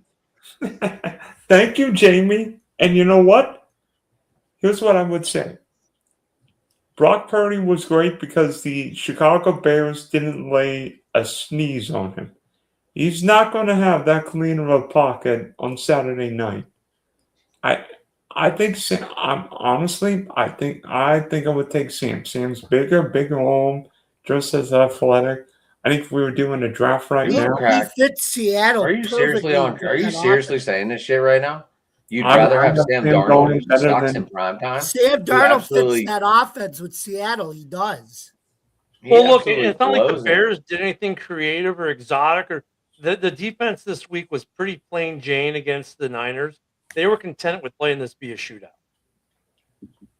Well, okay. Purdy the last several weeks has been what Purdy can be when he's healthy. He's shown what he can do with that team. He makes plays. He is accurate with his throws, and he makes smart plays. He's done that all the way back to Iowa State. Darnold has a tendency to get fidgety, has a tendency that if one thing goes wrong, it snowballs. And in a game like what's going to be played on Saturday, San Francisco can force that one mistake. And when it does, it's going to lead to a second one, and a third one, and a fourth one. And that's why, give me Purdy, anytime, but especially in this game. Okay, next one. Would you rather have Drake May or Justin Herbert? Drake May. Right now, Justin Herbert. I think I would take Herbert. You know what quarterbacks do in their first playoff start? Not very much. I mean, Herbert, well, That's not the reason. Herbert also the Chargers were a 27-0 lead, but that wasn't because Herbert called the plays. But you're missing the point, Dylan. Yes. Look at the target. Look at who Drake May has to throw to. Look at what Drake May has for weapons right this second. He basically has his fourth and fifth receivers if this whole Stephon Diggs thing goes haywire. And he's got two tight ends that one of them can't catch a cold this year for whatever reason. And Justin Herbert's walking out there with three top-notch receivers and a tight end that has really blossomed in his rookie season. If only and you're going to tell me that the weaponry doesn't mean you would rather be Justin Herbert than Drake May right this second? I think I would take now, Herbert. all things being equal, everybody being healthy, Drake May. Yeah, here's the other problem with that. All great points. How good has Herbert been in the playoffs? I haven't seen anything from him in the play. He kind of gets a pass. He has not played well in the playoffs, and I don't know. We don't know if Drake May will, but I've seen Herbert. I not play well in the playoffs. Not play well. You talk about Darnold not playing well in these games. Herbert still has to show me something in some of these games. You know who could be the big difference for the Chargers offense in this game in a game against in the playoffs? Marion Hampton. Because they didn't have Herbert hasn't had a running game. He's had Dan Marino syndrome. He hasn't had a running game. Marion Hampton can make a presence of himself, and Kamani Vidal is healthy, and they can run the ball and open up the passing game. I think you're going to see Herbert really blossom. But if Herbert has to throw the ball 40, 45 times, you're going to see the same thing you've seen before, Rav, and it ain't going to be good, I don't think. Sorry. I got one for you. Would you rather have? Wait, let me see. That was a tough one. That was a last that card. That was hard. Would you rather have?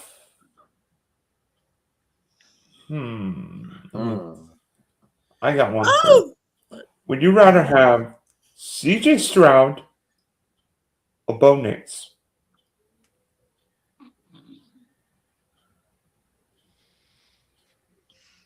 Nix. This is tough because both quarterbacks have been recipients of great defensive plays by their team. Bo Nix. This year, I think Nix. It's a tough one, but I think I'd go with Nix. Bo Nix. I'm gonna say Bo Nix. Bo Nix, I think the thing is, I think what I've been saying about him, he's not good at all four quarters, but he's good in the fourth. He's always really good down the stretch. Nix You're gonna before need that in the checks. playoffs. Yeah. What he Bo just said. Nix picks up a lot of checks. Let's go. Well, Bo I mean, Nix, the checks. it kind of goes back to something that I said whenever he was about to get drafted. He's the most pro-ready quarterback that was in that draft, walking out day one.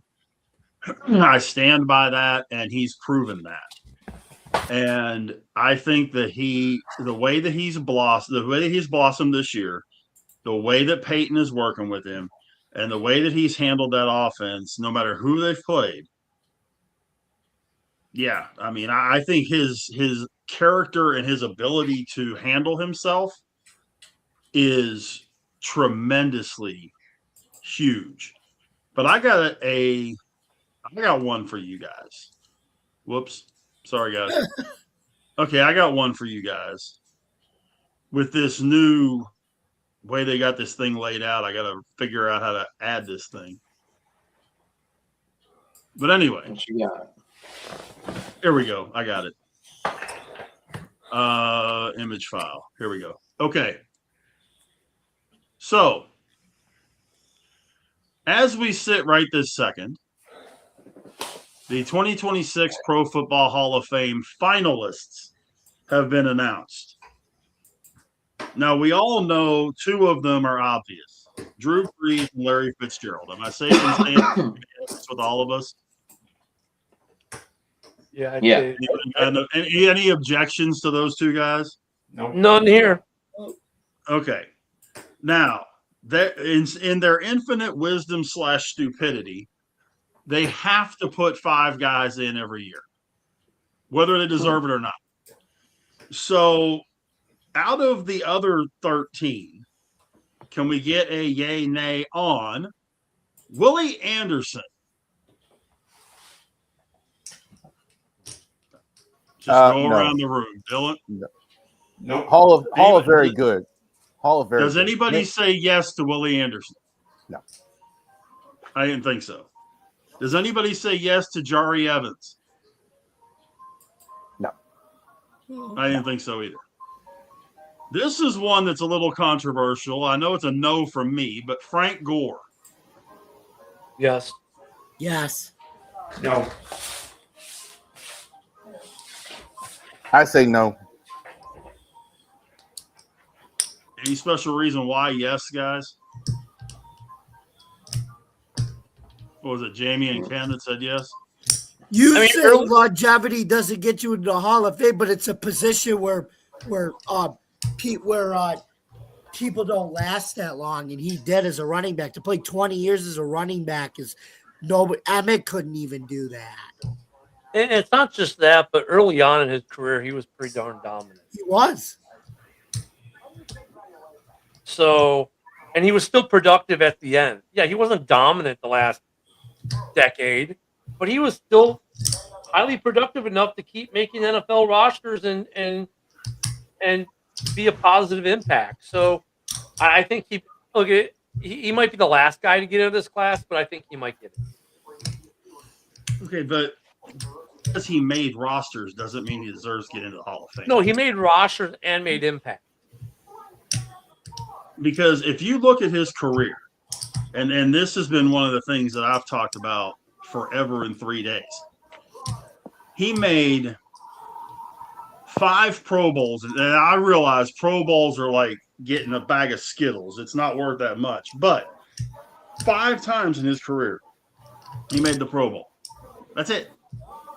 5 times. Considering most running backs in this league don't even last 5 years, and he made 5 Pro Bowls and played for 20, for the current running back, yeah.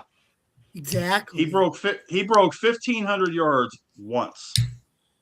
Okay. He broke 1,200 twice. That's it. Yes, he has 16,000 yards he has 16,000 yards in 16 years. He averaged 60 yards a game. At no point in time was he ever a top 5 running back in football. So that's where here's another one that I think is going to have some dispute too. Torrey Holt. Anybody? Yay. Yes. I think he should get in, but No, I say no on him too. I say no. That's I a tough say one. Any reasoning, guys? Why he should get in? Torrey Holt, greatest show on turf. I Yes. mean, not just a number 1 receiver, but a number 1 receiver for a decade plus. Him and Isaac Bruce, yeah. I don't think he was the best receiver on his team. I think there's more than Andre Fires. Well, considering his I never teammates thought already in the Hall of Fame, that doesn't mean you can't have both guys in the Hall of Fame. Right. Well, no, there's no argument about that, but we're going to talk about somebody else here in a couple minutes that if you put one in, you got to put both in. Okay? But next on the list, Luke Kuechly. yes, Anybody? yes.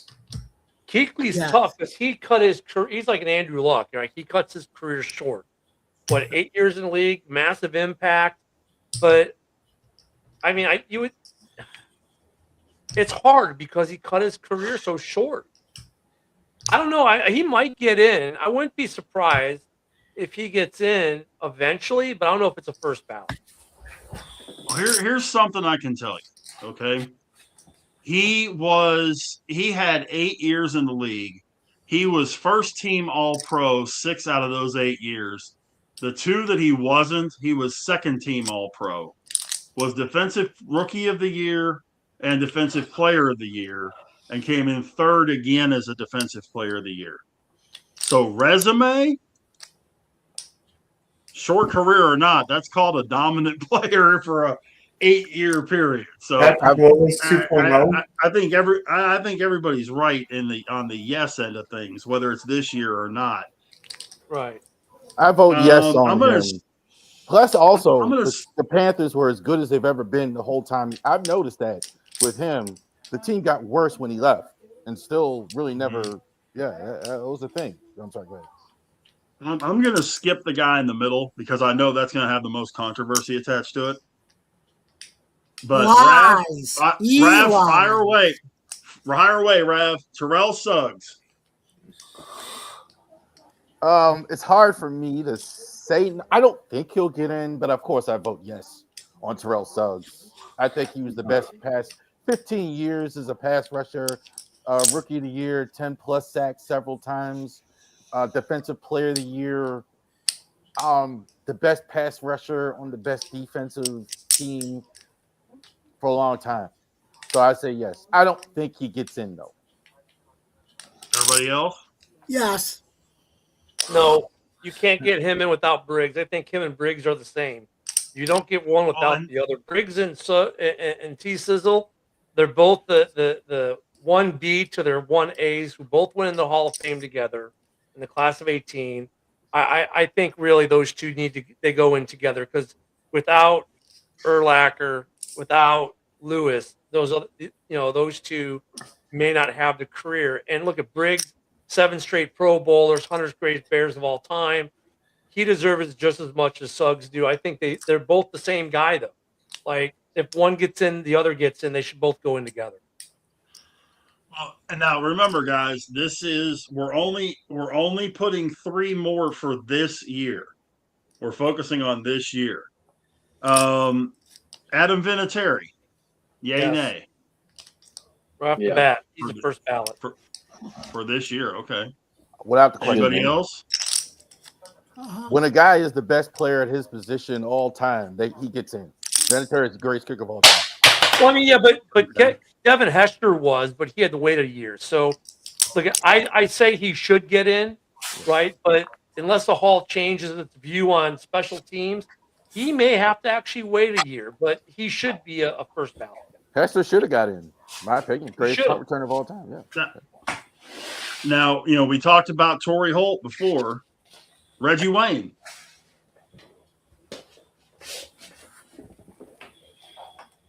He's B to Marvin Harrison's A, just like Holt was B to Isaac Bruce's A. Yeah, I think Reggie Wayne might get in, but maybe not this year. I'm trying to think who my first ballots are right now. Hold on. My first ballots, I've got Breeze. I've got Fitz. Not this year. Or, yeah, maybe. Does anyone think Kevin Williams gets in this year? No. I didn't think so. Jason Witten. Yes. I agree 100%. And to be honest with you, the guy next to him should already be there. Darren Woodson. I vote no to Witten.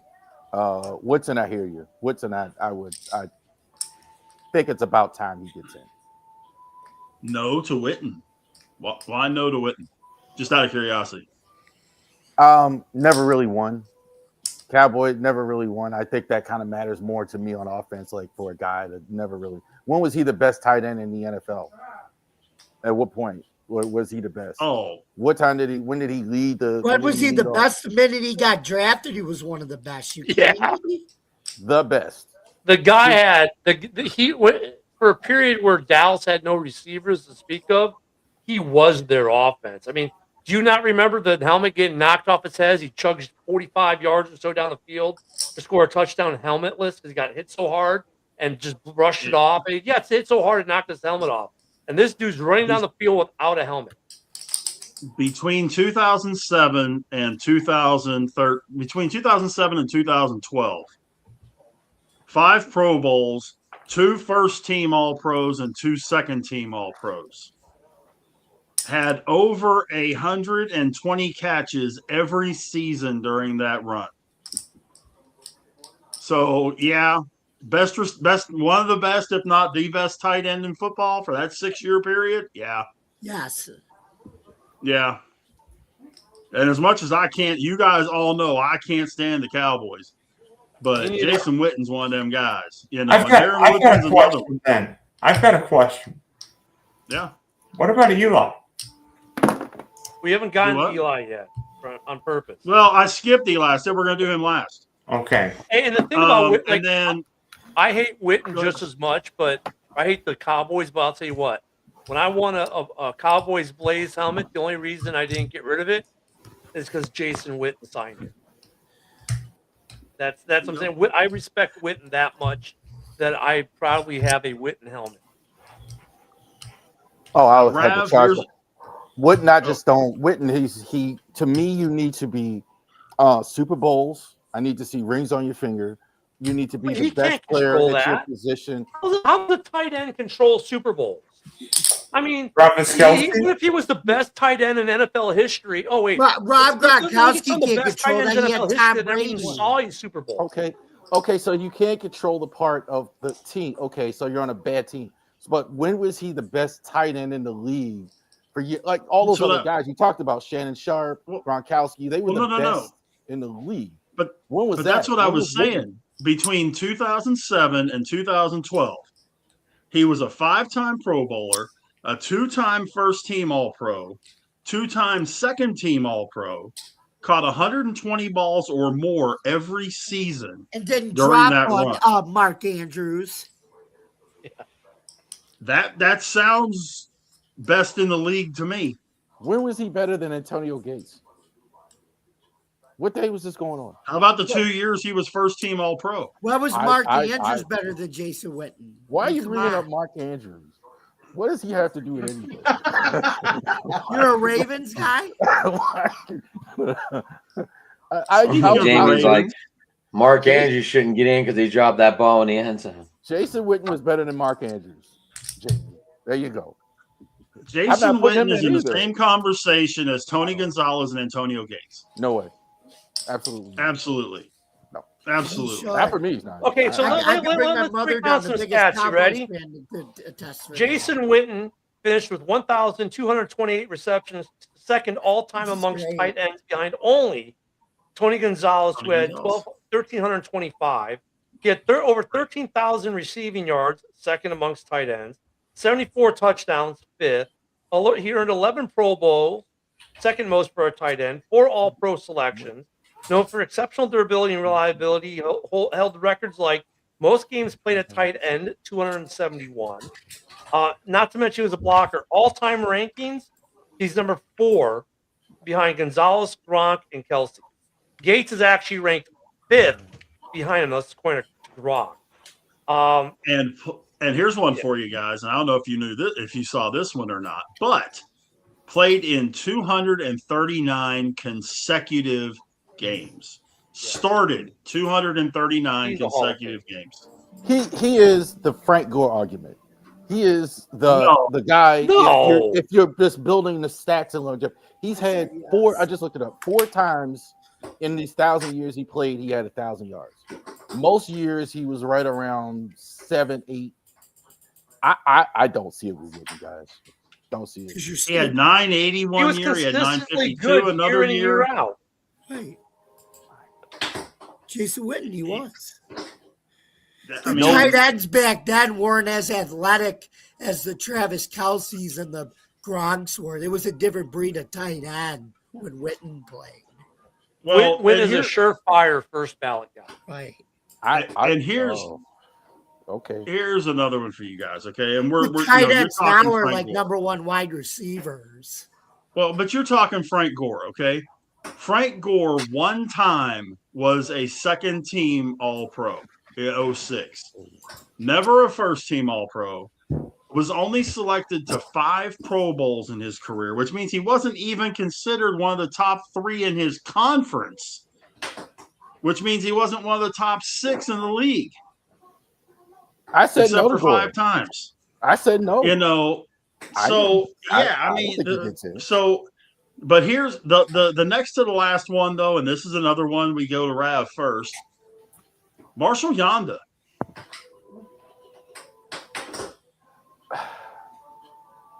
I don't think he gets in. I think he's pretty close to Hall of Fame. I love for it to happen because I think he was one of the best right guards I've ever seen.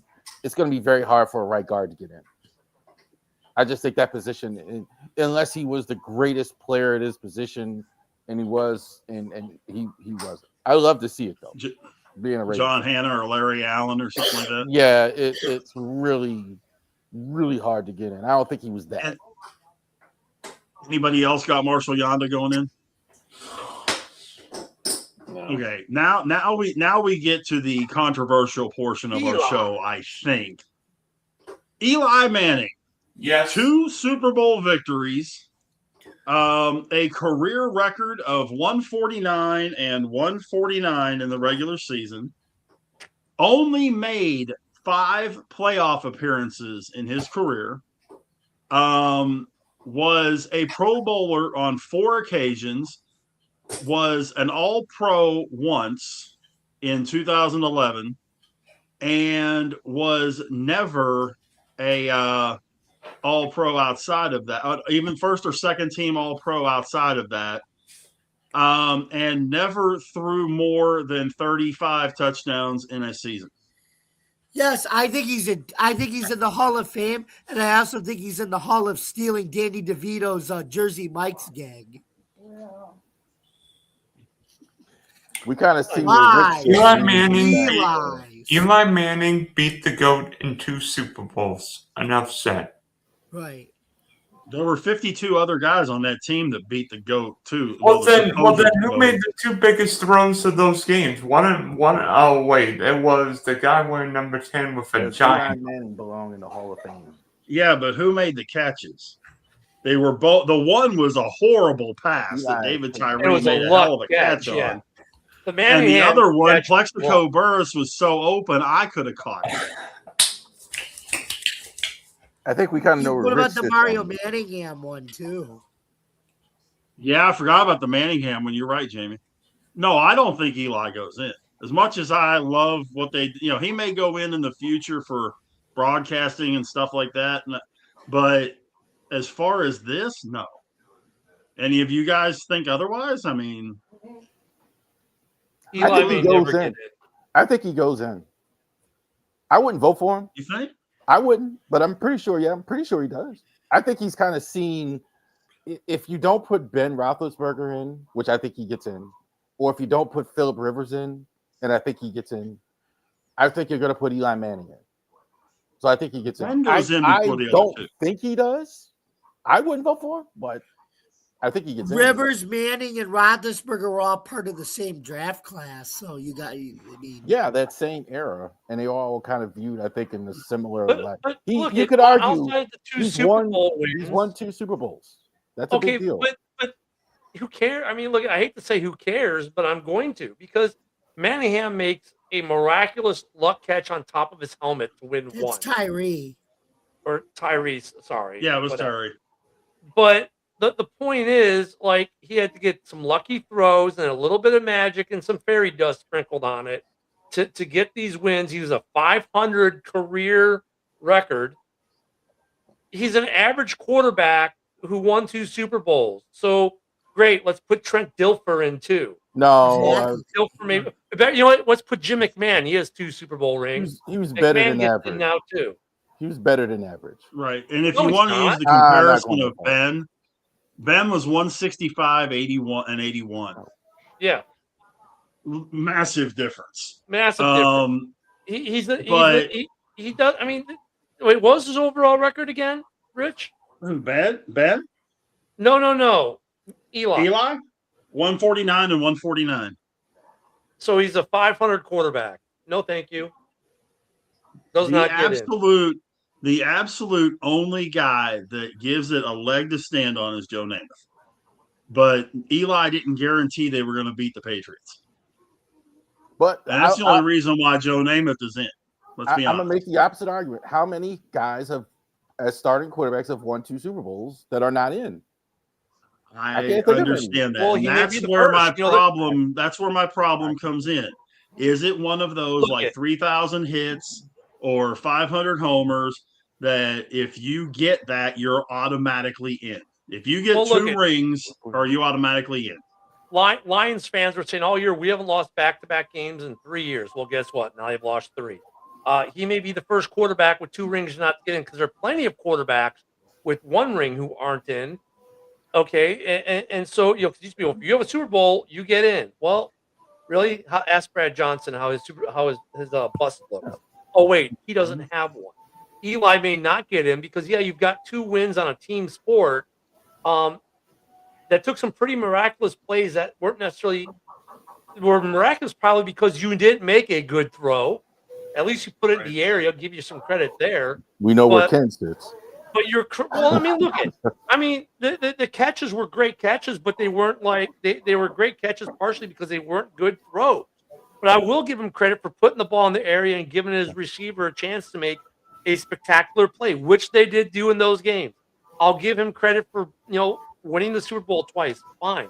But you're a 500 average quarterback. You're a 50-50 quarterback for your career.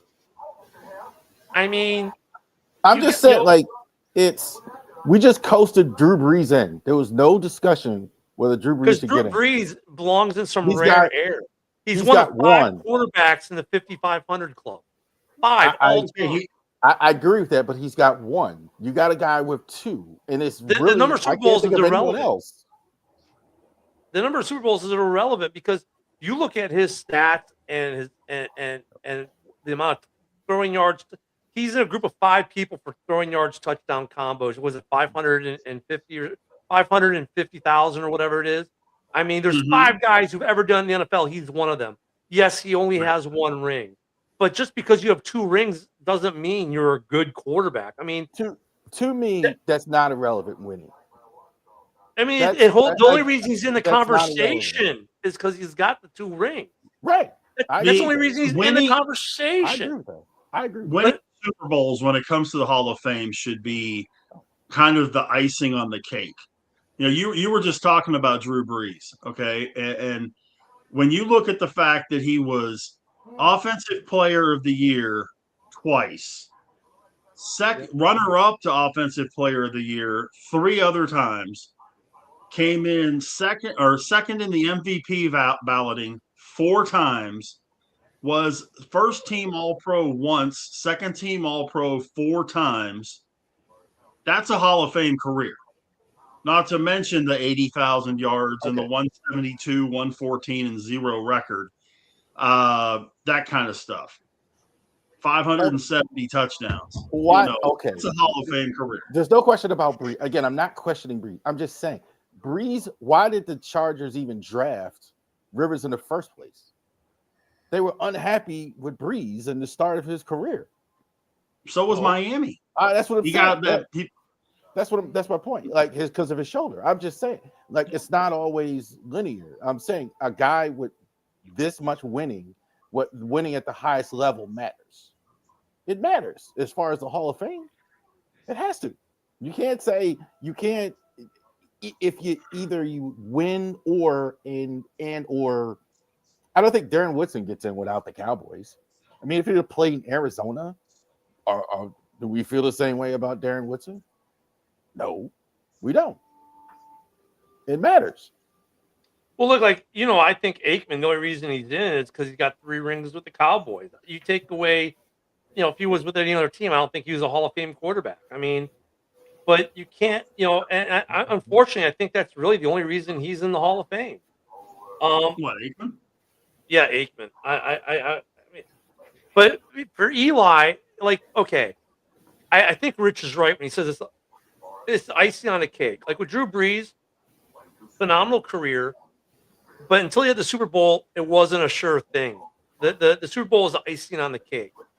In Eli's case, it's what's getting him into the conversation, not what's putting him over the top. So for a lot of these guys, the Super Bowl is what puts them over the top to solidify themselves as a Hall of Fame inductee. For Eli, it's just what gets him into the conversation. And then once you get past that, okay, he's got 2 Super Bowls. Past that, pretty black career. And he was replaced by Danny Dimes. In fact, he was run out of New York and forced to retire for Danny Dimes. Let that sink in. Mm-hmm. Yeah. They drafted Danny Dimes because they wanted another Eli Manning. Because he was working with the Mannings and all that, etc. That's why they wanted him in the first place, because they wanted another Eli Manning. Yeah, but they ran Eli out of town over it. Yeah, but Eli was like 37 or 38 at the time. Like he was. Well, yeah. Eli was a really good quarterback, and I agree with Kent. If he would have won 3, then that number 3 is the only reason Aikman's in. Yep. Because if he only won 2 with his numbers, he ain't in. And I think if Manning would have won a 3rd one, probably he would be a no-brainer to get in. But he's one of those guys that's it was a good quarterback, but he wasn't Hall of Fame. He wasn't elite. He wasn't, he had a couple of big games at the right time, but is he the elite of the elite? I don't think so. That's like saying Jalen Hurts. Right now, is Jalen Hurts a Hall of Famer? All right. So I have the list. I have the list here. It's Eli Manning, Peyton Manning, Ben Roethlisberger, John Elway, Bart Starr, Jim Plunkett, Roger Staubach, Bob Greasy, Pat Mahomes. The list. 2 or more. Okay. Who at that Manning is list, the worst of all of them. Who? Okay, but the rest of them are no question about it. The rest of them are in. But they also have. Wait, go over that list one more time. Say that list one more time. Eli Manning, Peyton Manning, Ben Roethlisberger, John Elway, Bart Starr, Jim Plunkett, Roger Staubach, Bob Greasy, Pat Mahomes. 2 or more Super Bowls. And there is Jim McMahon here. All of them, one is a starter, one is a backup. What's the difference between all of them and Eli?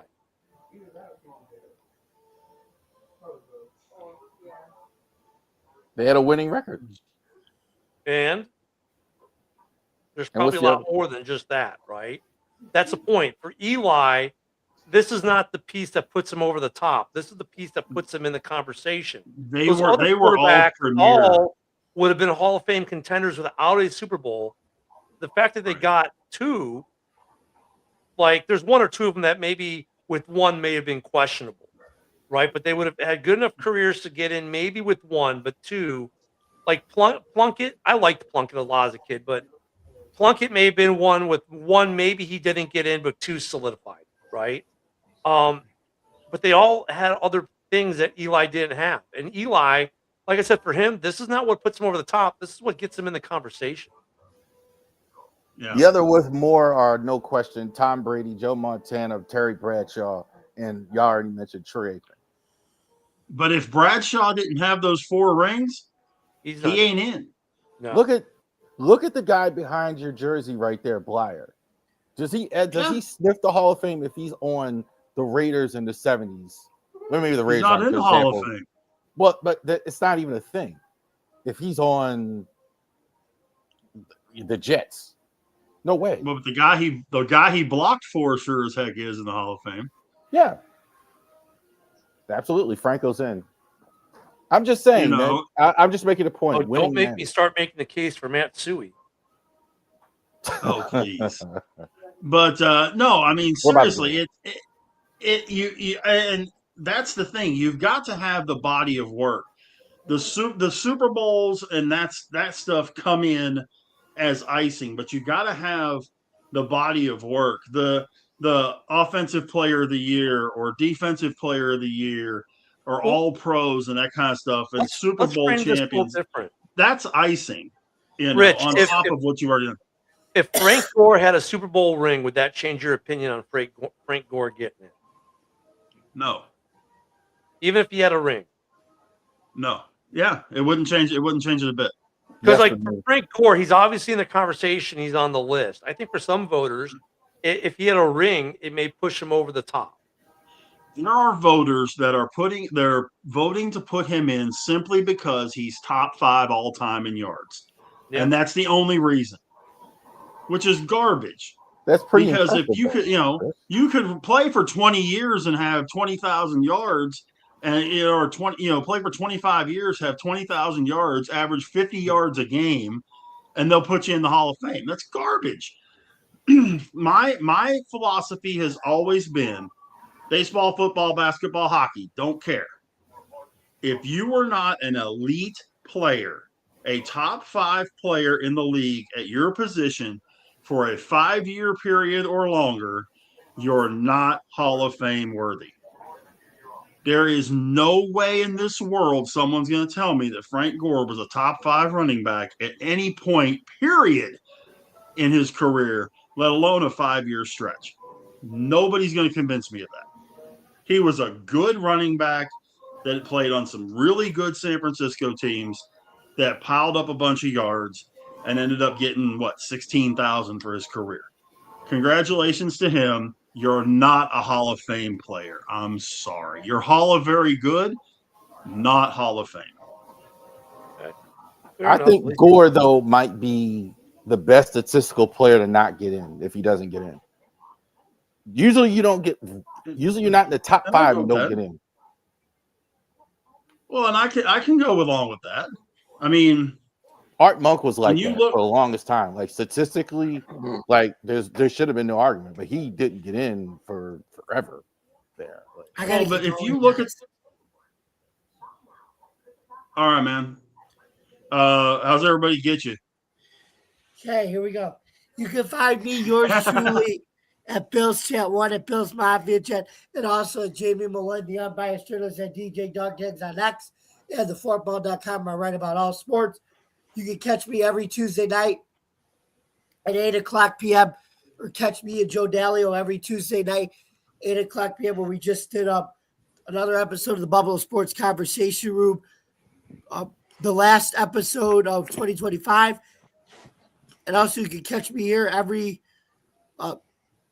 Tuesday night at 9 o'clock p.m. Driving the Time Productions with me, Adam Kenna, for Open Sports Mike. We just did our last episode of 2025, and then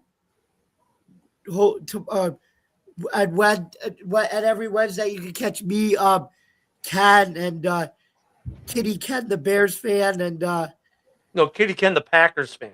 sorry, Kitty Ken the Bears fan, Kitty Ken the Packers fan, and then you can catch Jeremy B and all the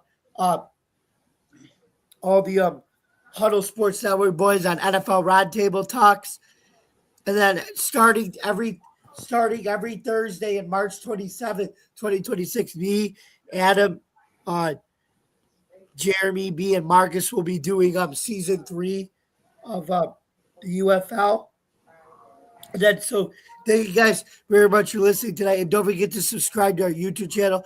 Don't forget to like, comment, ring the bell for all notifications.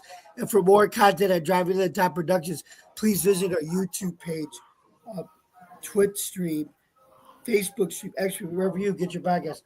From all of us here at Driving to the Top Productions, I'm Jamie Molloy, and we wish you a very safe and happy New Year, healthy New Year, stay safe, and we love you guys. Thank you very much for listening. And we'll see you next Tuesday in 2026 for our first episode of the year. Good night, everybody.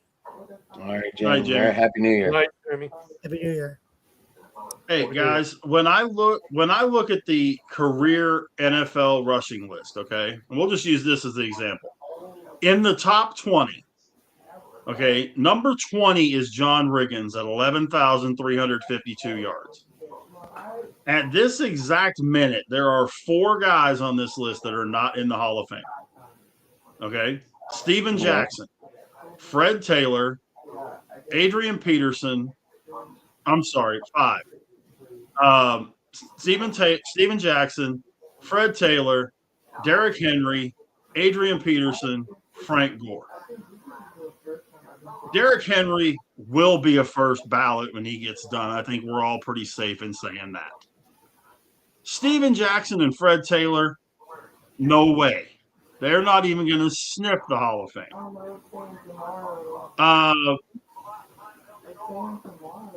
Yeah, who's the other one I'm missing? AP. Yeah, AP. Is he going to get in? He'll be eligible next year. AP gets in. Does he get in with all the peripheral stuff off the field, which that's kind of what I'm shouldn't have thinking an right effect now. on it, but it is part of the NFL guidelines. He will for get getting in into the Hall of Fame.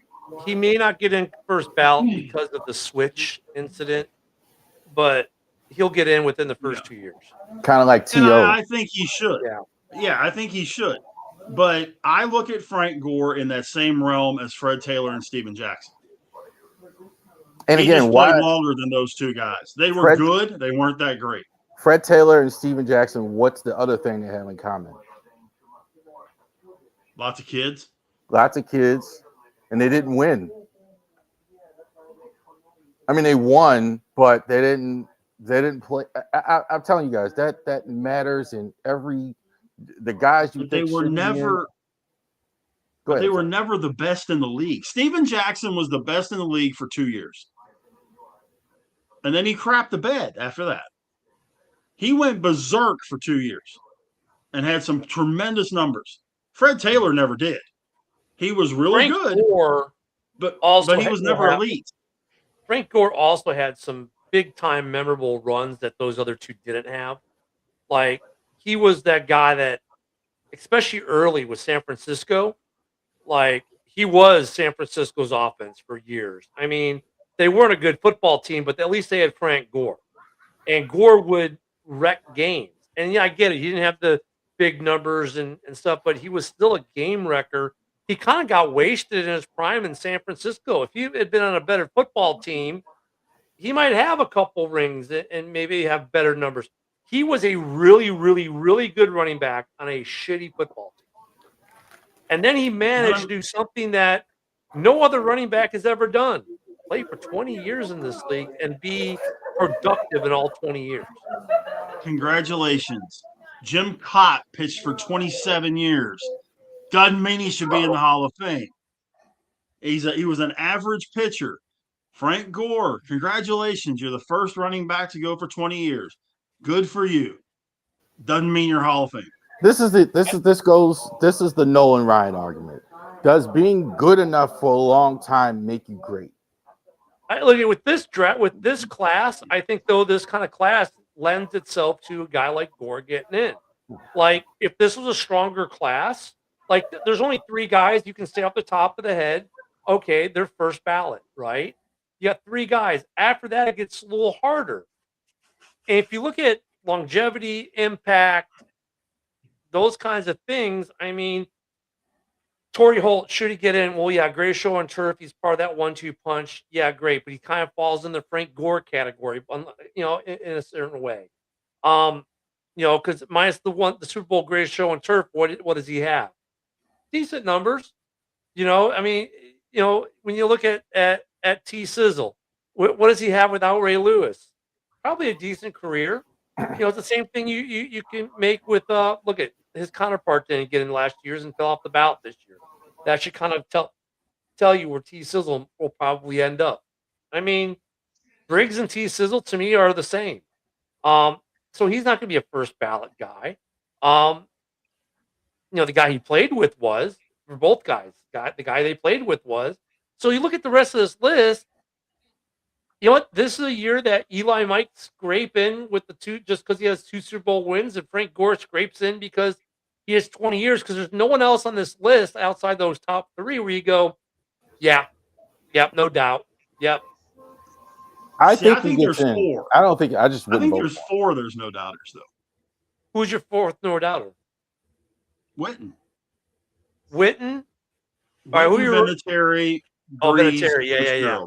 Vinatieri, I look at in my mind, he's a no doubter, but so is Devin Hester, and he met every criteria you're looking at. He was the best. Yeah, but Devin Hester didn't score points. He changed the game. He literally changed the game. They had to change the game because of him, but they still made him wait an extra year because they don't like to put special teamers in first ballot. And Vinatieri could face the same kind of deal, even though, man, the man was clutch. Like, he should be a first ballot. And if he's not, it's just because, oh, well, you're a special teamer, you're a kicker. He's going to be like, what, the 4th kicker to go in the Hall? That's it? I think he's the greatest kicker of all time. So I think if you're the greatest player of all time in a position, you get in. Devin Hester was the greatest player of all time in his position, and he had to wait an extra year. I agree he should have been in first, earlier than that. No, man, Billy White Shoes Johnson was better. I'm kidding. So, I mean, like, I agree with Rich that Vinatieri should be a first. I'm just telling you why, if he's not, he won't be because, special teamer, they don't get to be first ballot guy. And, you know, I wouldn't be surprised if that 5th is Kuechly. Kuechly has the resume. Above, you know, you look at Breeze and Fitzgerald are far and away have the resume, no questions asked. The 3rd best resume is Kuechly. I would say it's Witten, but that's okay. Kuechly, because you look, he was first team All-Pro 6 out of his 8 years of his career, and the other 2 years he was second team. It's kind of like why is That's Luck not pretty in the Hall damn of good. But it's kind of like why is Andrew Luck not in the Hall of Fame? He was dominant for his 8 years in the league, or 7 of the 8 years in the league. He was dominant as a quarterback for Indianapolis. The guy, I mean, he's the only reason they were any good. Kuechly, I get what you're saying, but I think they're going to have a hard time with him leaving after 8 years. Luck's another Well, one too. the The other way thing- he left kind of Yeah. hurts him, I think, too. But Andrew Luck only played 5 full seasons. He was all pro twice. But he Kuechly only got his played money and 5 got years. out. Look, Kuechly was smart. He got his money, he got out, and even said when he retired, I want to be able, and I'm older, to be able to play with my grandkids. I get it. He used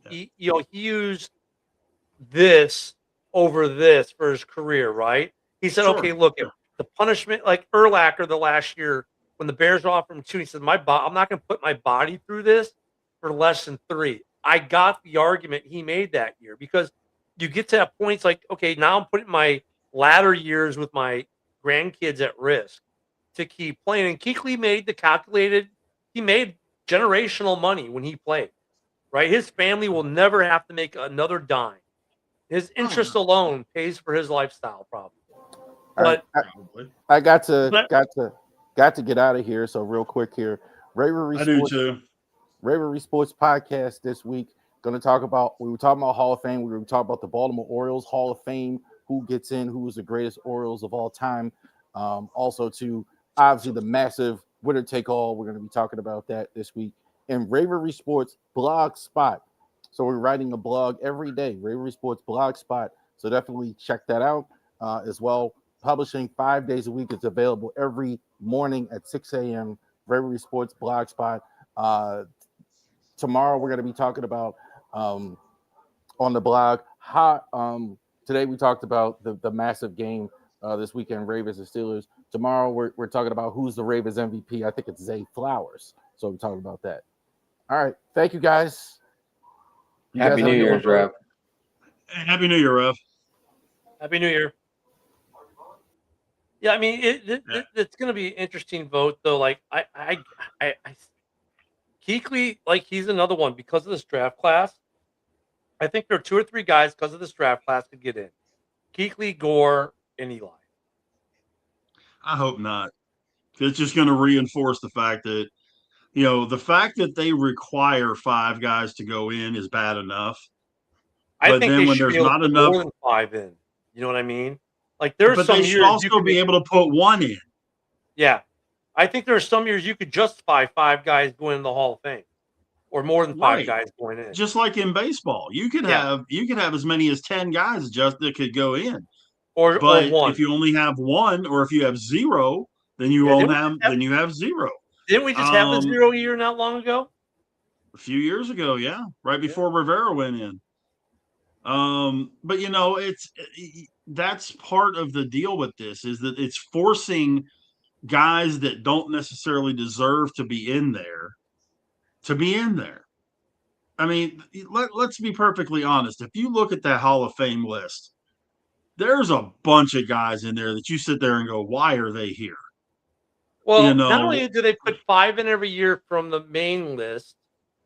Wait, that's just 5 used to from be the main 7. list. Is it 5 total? That includes the legacy guys, doesn't it? No, plus the legacy guys. They can put 2 more from the legacy guys in and 1 more from the coach, broadcaster, whatever category, right? Is that how that works? So up to 8 guys can go in. And look, I think there are some guys in the legacy that have better cases than some of the guys who are on the ballot this year. And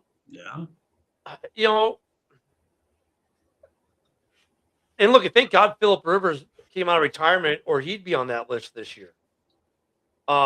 See, and we'd really be having a discussion. I don't know that Rivers is a Hall of Famer. I think Rivers has a better career than Eli. Eli has 2 Super Bowls, but Rivers' career overall is better. He did, but I still don't think it's a Hall of Fame career. But what I'm saying, I think he's got a better career than Eli. And you're right.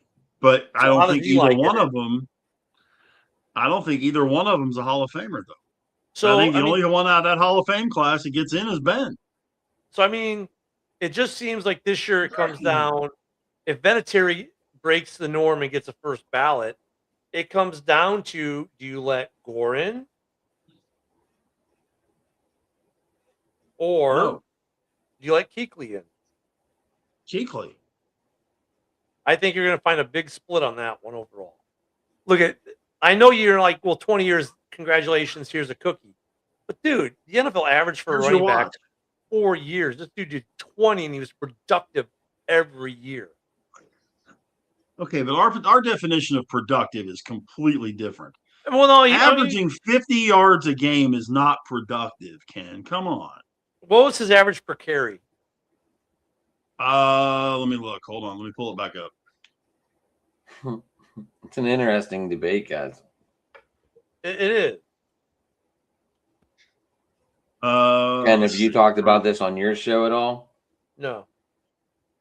No, we didn't. We were too busy talking about the Bears this morning. For his career, we missed his Monday. career yards. His career yards per carry is 4.3.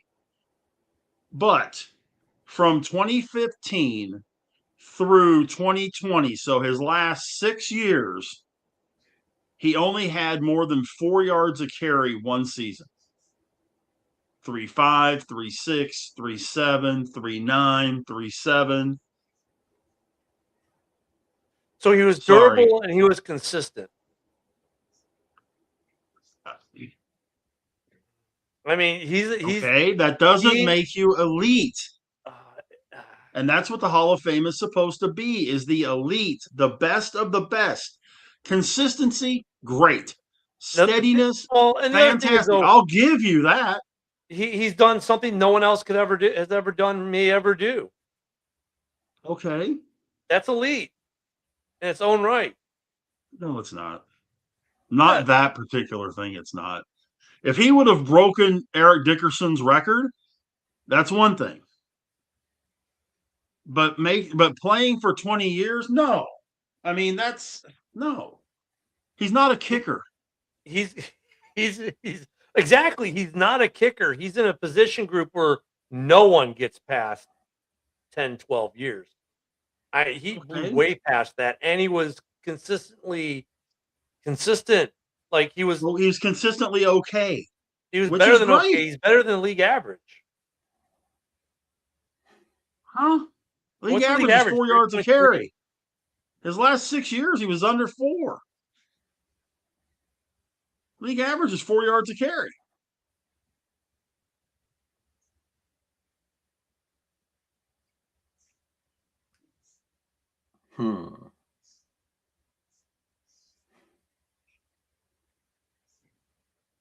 Hold on, I'm trying to bring something up here, see if it can give it to me.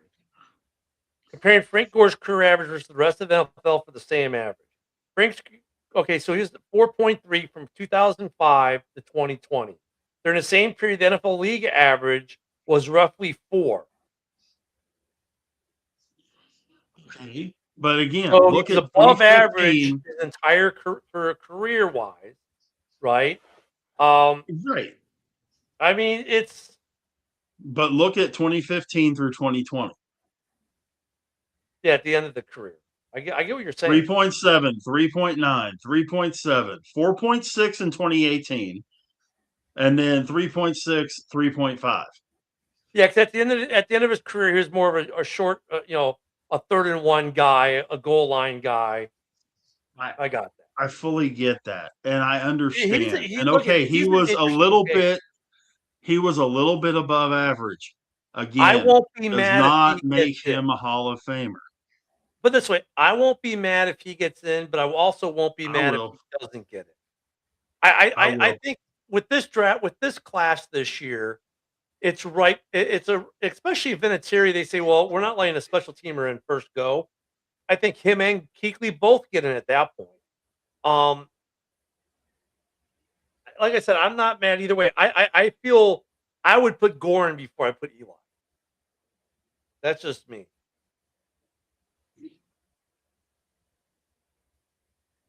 That's a whole different discussion. I'd have to flip a coin on that one. because But I mean- neither one of them deserve to be in there. I think Gore more than Eli. Because Eli was a 500 quarterback. Gore is better than Right. 500. know what I Right. mean? I mean, that would be, yeah. I mean, Gore might have the edge over Eli, but neither one of them deserve to go in. I'm sorry. I mean, and I that's think probably there's going to some get a lot of players- people jacked like- up and that kind of deal. But Well, like Charles Tillman deserves to go in, and he's not even in the list this year. I mean, they still use Tillman goes in, Woodson better be in first. I mean, they still do the peanut punch. He changed the way defense is played single-handedly, which is one of the criteria. He was dominant in that. I mean, he Peanut. I think there's other reasons keeping him out. Some of it was the FBI agent thing, the political piece might be hampering him a little bit. But and like I said, Suggs and Briggs, I think both guys should get in, but they should go in together, just like their teammates did. I think those two guys were as linebackers were very much overlooked in their careers because of the guys they played with, but without them, the guys they played with might not have had the Hall of Fame careers they had. You know what I mean? They were Scotty to Michael. I mean, Briggs, he's got a great sheet, but people don't talk about Briggs as much because they talk about Urlacher, and they don't talk about Urlacher because it's all about lose because Baltimore won the 2 Super Bowls. But honestly, those 4 linebackers dominated an entire decade, and all 4 of them should be in. But they should. But I think Suggs and Briggs should go in together. I think that would be fitting. Yeah. And they both Just like may have I to wait think- till they get the player It's look. like I think James and Ben or James and Hines should get in next year too, because Ben's going to be a first-time ballot. Yeah, Ben will be a first time. And I just think flood Pittsburgh there for those 3, and get it over with. I mean, but yeah, this year is going to be very interesting. It's going to be interesting to see when the Gold Jackets come out. Yeah. I mean, I will be extremely aggravated if Gore gets in.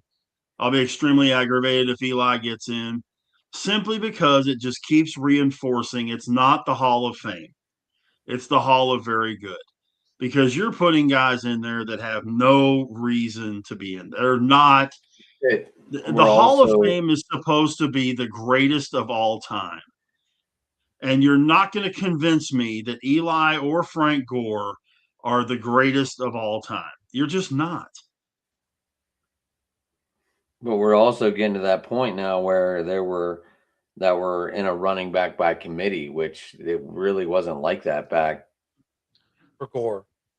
Right. Yeah. Which makes it even more crazy that he only Mhm. averaged 55 or 60 yards a game. Well, I mean, but you can't. You also have to look at the teams he played for. He didn't exactly play for a lot of great teams. That Played most of his career for the 49ers when they were yeah, pretty but the good. 49ers, They were he really was good. their offense at that time.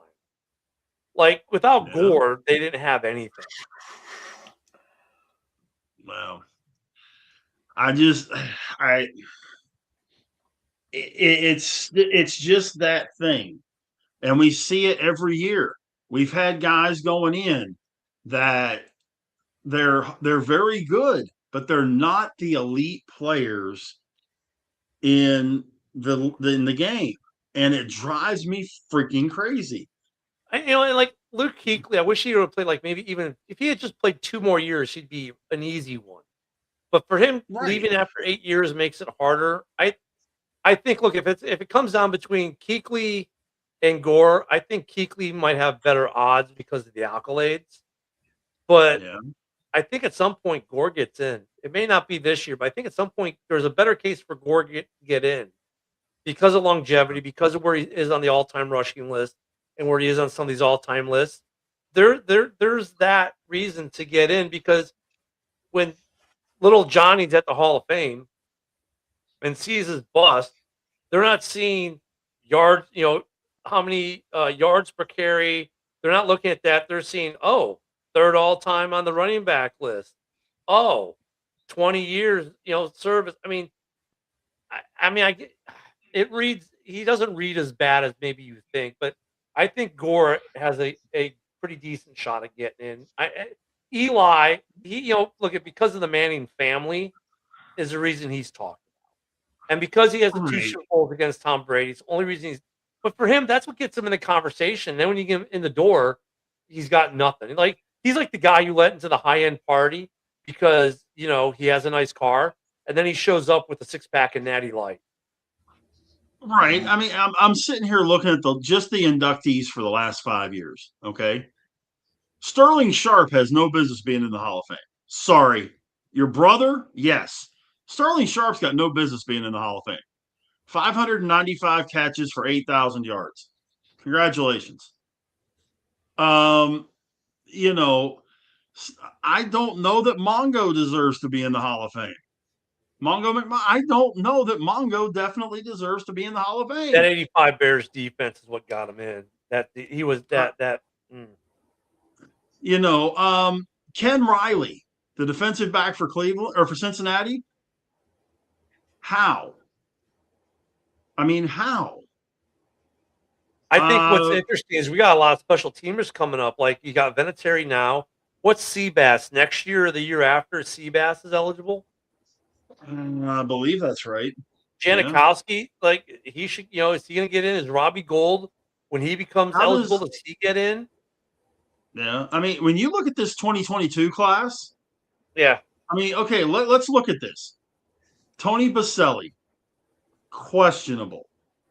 Cliff Branch, okay. Leroy Butler, questionable. Sam Mills, questionable. Richard Seymour, okay. Bryant Young, more than questionable. There's not a dead ringer in that class. There is not a guy in that class that you say, yeah, he's definitely a Hall of Famer. Not one. You know what's really hard is offensive linemen. Offensive linemen are so hard to judge as fans, and because we're football nerds to a point, but to judge like some of these offensive linemen, it's so hard, especially if it's not a guy from your team, because can you name the really good offensive linemen on all these teams? Probably not. You might know a couple throughout the league, maybe. But you get some of these guys that get in, you're like when Jimbo Covert got in 20. One of the, he was a dominant center for the Bears back in the day. But people were like, huh? Because the offensive linemen are the hardest for me, especially if they're not for my team. Because then you have to start digging into their pressure rates and all that good stuff. And the offensive linemen, they're the hardest ones for me to judge, to be honest. And we might, I'm sure there's been some Hall of Fame worthy offensive linemen that have gotten overlooked that shouldn't. Possibly, but I also know when Jimbo Covert was the left tackle that he didn't allow anybody to hit Jim McMahon. No. And, when you start talking about some of the better left tackles of all time, especially the last, let's say, 50 years, Jimbo Covert's on that short list with a guy like Joe Thomas and a guy like Jonathan Ogden, Orlando Pace, and guys like that. So these guys, you put him on there. Eric Williams from the Cowboys. So these guys in the collecting world, when they go in the Hall of Fame, like when Urlacher and Lewis and all this, man, their auto price is shot through the roof the second they put that Hall of Fame on. Jimbo Covert, dude, he didn't even charge you for the inscription, and he's probably one of the cheapest Hall of Famers you can get us. Because he's an offensive lineman. So people are like, whatever. I've got one. Right away, I've got it on a 1936 throwback. So inscription was free. He puts in inscription. He inscribes free because offensive linemen get no love. Well, he went to Pitt, and I've got a friend of mine that graduated with him from Pitt. So if I ever want to get something from him, I got to just call him up and say, hey, can you get him to do whatever? I've got an 11 by 14 of him, and I've got a helmet. But I got a boogie, guys. It's 10:30 here, and Hey, I got Happy New Year's tomorrow, guys. Happy New Year, man. Happy New Year, Adam. Happy You've New been Year's, sitting back guys. there vegging Absolutely. out while Ken and I do a show. And Adam, hey Adam, I'm just happy you're here and you survived your first holiday season with that gig. Yeah, there Fucking you go, nuts, man. dude. Absolutely insane. I still have not even gotten my dog yet. My dog's still in kennel. Are your has your Wow. calf grown 3 sizes yet? My what? Have your calves grown by 3 sizes yet? I don't know. I didn't measure. Sorry. I know, like my pants got really fucking small, really big though. Yeah, losing all that weight.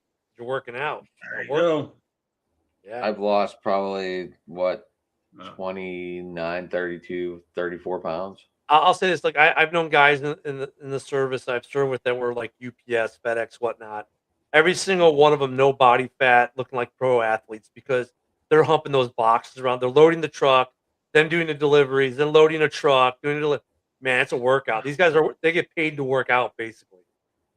Yeah. It's definitely a workout, Ken. It definitely has knocked the shit out of me for sure. Yeah, that's why I'll never do it. That's why I'm staying retired. Yeah. Well, I do got a boogie, guys. So I Have will. a good New Year's, guys. Yeah, You guys too. Ken, who wants to go first, and then we'll just get the hell out of here. Happy I'll New make Year, mine everyone. simple. Rich, we're not doing a show tomorrow, right? Not as far as I know, Okay. unless you change something. I'll Not make as far as I it know. simple. You can get me at Talking Sports on X and just give me a follow and turn on the notification, and then you'll know every time we go on, whether it be this show or any of the Huddle Network shows. There we go. Everyone have a great New Year's, and thank you for being with us all this time. Absolutely, Ken. Ken, have a good one, and whatever you're doing tomorrow night, enjoy it. And Sit at home. I am at Sports Talking It on Twitter. You can get me driving to the top productions. And everybody, happy New Year's. Next year we're gonna roll, and we're still gonna go. And Rich, close it out for the year, buddy. All right, man. On Twitter, Big Rich 8371. On Facebook, just my name, Rich Richardson, and lots of big things happening. Two Tire Change comes back first part of January, and something that Haas and I are working on. So lots of new things coming at the start of the year. We appreciate everybody. Y'all have a happy, safe New Year. Do not drink and drive. Take advantage of the services that are provided to get you home safe. And we will see y'all all next year. Until then, so long, everybody.